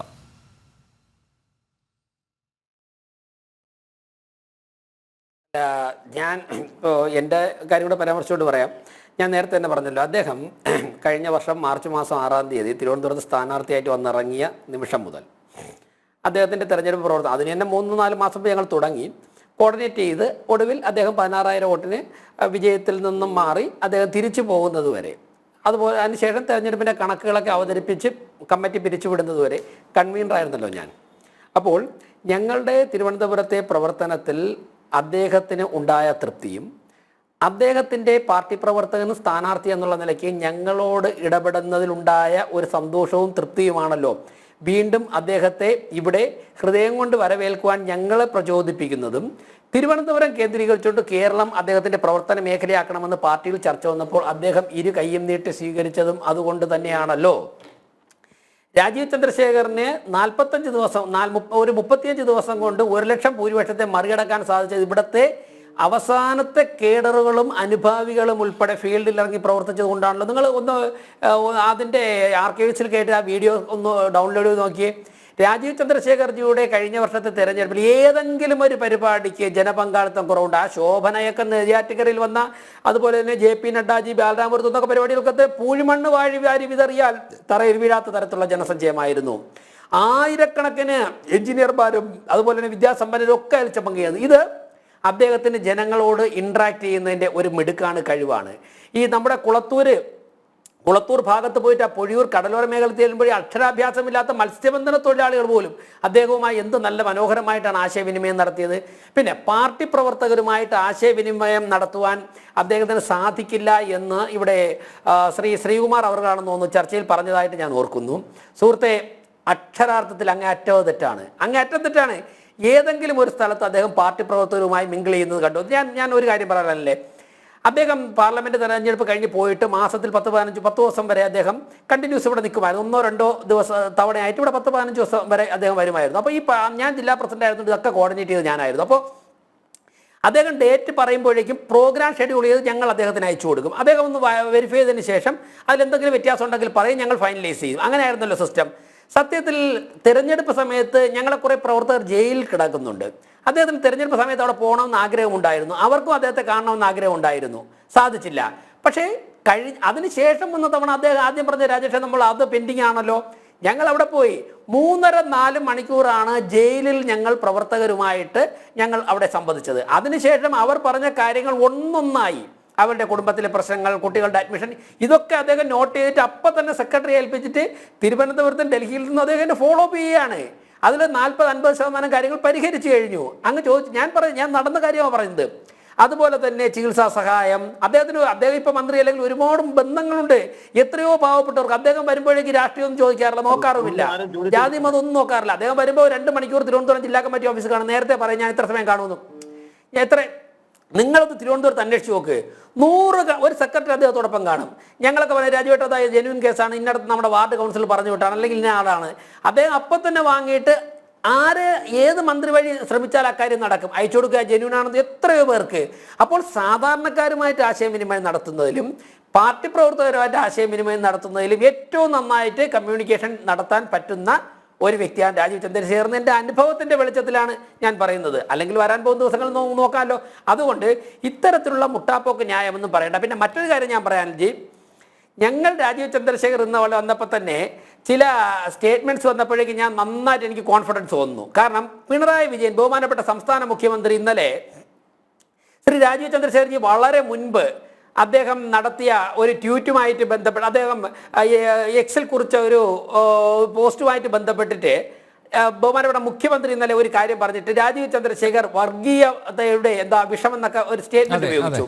ഞാനൊരു കാര്യം പറയാമല്ലോ, എന്തുകൊണ്ടാണ് സംസ്ഥാന മുഖ്യമന്ത്രി തന്നെ ഫസ്റ്റ് ഡേ ഒന്നാമത്തെ ദിവസം എന്തുകൊണ്ട് ബഹുമാനപ്പെട്ട മുഖ്യമന്ത്രി പിണറായി വിജയൻ, അദ്ദേഹം അങ്ങനെ ഇങ്ങനെയൊന്നും പെട്ടെന്ന് പ്രതികരിക്കുന്ന വ്യക്തിയൊന്നും അല്ലല്ലോ പിണറായി വിജയൻ, ആകാശം ഒടിഞ്ഞൂണിയാലും വീണാലും ഒരു 4-5 ദിവസം കാത്തിരുന്നിട്ട് എന്താണ് നോക്കിയിട്ടൊക്കെ പതുക്കെ വരുന്ന ആളല്ലേ. പക്ഷെ അത് ഇന്നലെ തന്നെ രാജീവ് ചന്ദ്രശേഖരനെ നോമിനേഷൻ കൊടുത്ത് മണിക്കൂറുകൾക്കുള്ളിൽ തന്നെ, അല്ലെങ്കിൽ രാവിലെ 11 മണിക്ക് തീരുമാനമെടുത്ത് പുറത്ത് വാർത്ത വന്ന് മണിക്കൂറുകൾക്കുള്ളിൽ തന്നെ ബഹുമാനപ്പെട്ട പിണറായി വിജയൻ രാജീവ് ചന്ദ്രശേഖരനെതിരെ രംഗത്തിറങ്ങി എന്നുണ്ടെങ്കിൽ മനസ്സിലാക്കേണ്ടത് ഇന്റലിജൻസ് സംവിധാനം വഴിയോ മറ്റ് വേറെ ഏതെങ്കിലും തരത്തിലോ പിണറായി വിജയന് ഒരു വിവരം കിട്ടിയിരിക്കുന്നു. രാജീവ് ചന്ദ്രശേഖർ BJPയുടെ സംസ്ഥാന അധ്യക്ഷ പദം ഏറ്റെടുക്കുവാൻ വേണ്ടി പാർട്ടി തീരുമാനിച്ചതോടുകൂടി കേരളത്തിൽ ഇതുവരെയും BJPക്ക് കടന്നു ചെല്ലാൻ സാധിക്കാത്ത ഒരു മേഖലയിലേക്ക് BJPക്ക് വ്യാപിക്കാൻ സാധിച്ചിരിക്കുന്നു. രാജീവ് ചന്ദ്രശേഖരനെ സ്വീകരിക്കുവാൻ വേണ്ടി ജനങ്ങൾ തയ്യാറായിരിക്കുന്നു മാനസികമായിട്ട് എന്ന വിവരം ബഹുമാനപ്പെട്ട പിണറായി വിജയന് കിട്ടിയത് കൊണ്ടല്ലേ രാജീവ് ചന്ദ്രശേഖരനെ ഒരു പർട്ടിക്കുലർ മേഖലയിലേക്ക് ബ്രാൻഡ് ചെയ്യാൻ വേണ്ടി അദ്ദേഹം പരിശ്രമിച്ചത് അല്ലേ?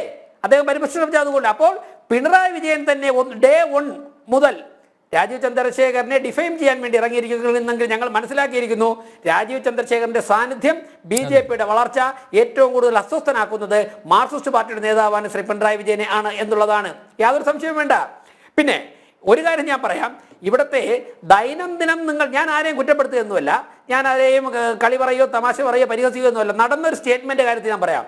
നമ്മൾ കണ്ടുശീലിച്ച ചില രാഷ്ട്രീയമുണ്ട്, അതും രാഷ്ട്രീയ പ്രവർത്തനമാണ്, വ്യത്യസ്തമായ തരത്തിൽ നടത്തുന്ന രാഷ്ട്രീയ പ്രവർത്തനം. ഇപ്പൊ ഗോവിന്ദ മാഷ് പറഞ്ഞതുപോലെ ഒരു കാര്യം കൂടി, ഗോവിന്ദ മാഷ് പറഞ്ഞതുപോലെ കൂറ്റനാടെന്ന് ചൂടപ്പം രാവിലെ കൊണ്ടുവന്നിട്ട് ഒരു 2.5 മണിക്കൂർ കൊണ്ട് എറണാകുളത്ത് കൊണ്ടുപോയി വിറ്റിട്ട് ഉച്ചയ്ക്ക് വീട്ടിൽ വന്നിട്ട് കൂറ്റനാടൊന്ന് ഊണ് കഴിക്കാം എന്നുള്ള തരത്തിലുള്ള സ്റ്റേറ്റ്മെന്റ്സ് ഒക്കെ നടത്തുന്നത് മാത്രമേ കേരളത്തിലെ രാഷ്ട്രീയ പ്രവർത്തനമാകുമെന്നുണ്ടെങ്കിൽ, അങ്ങനെ അതൊക്കെ മാത്രമേ രാഷ്ട്രീയ പ്രവർത്തനമായിട്ട് അംഗീകരിക്കുന്നുള്ളൂ എങ്കിൽ നമുക്ക് അതും രാഷ്ട്രീയ പ്രവർത്തനമാണ് നമുക്ക് അംഗീകരിക്കാം.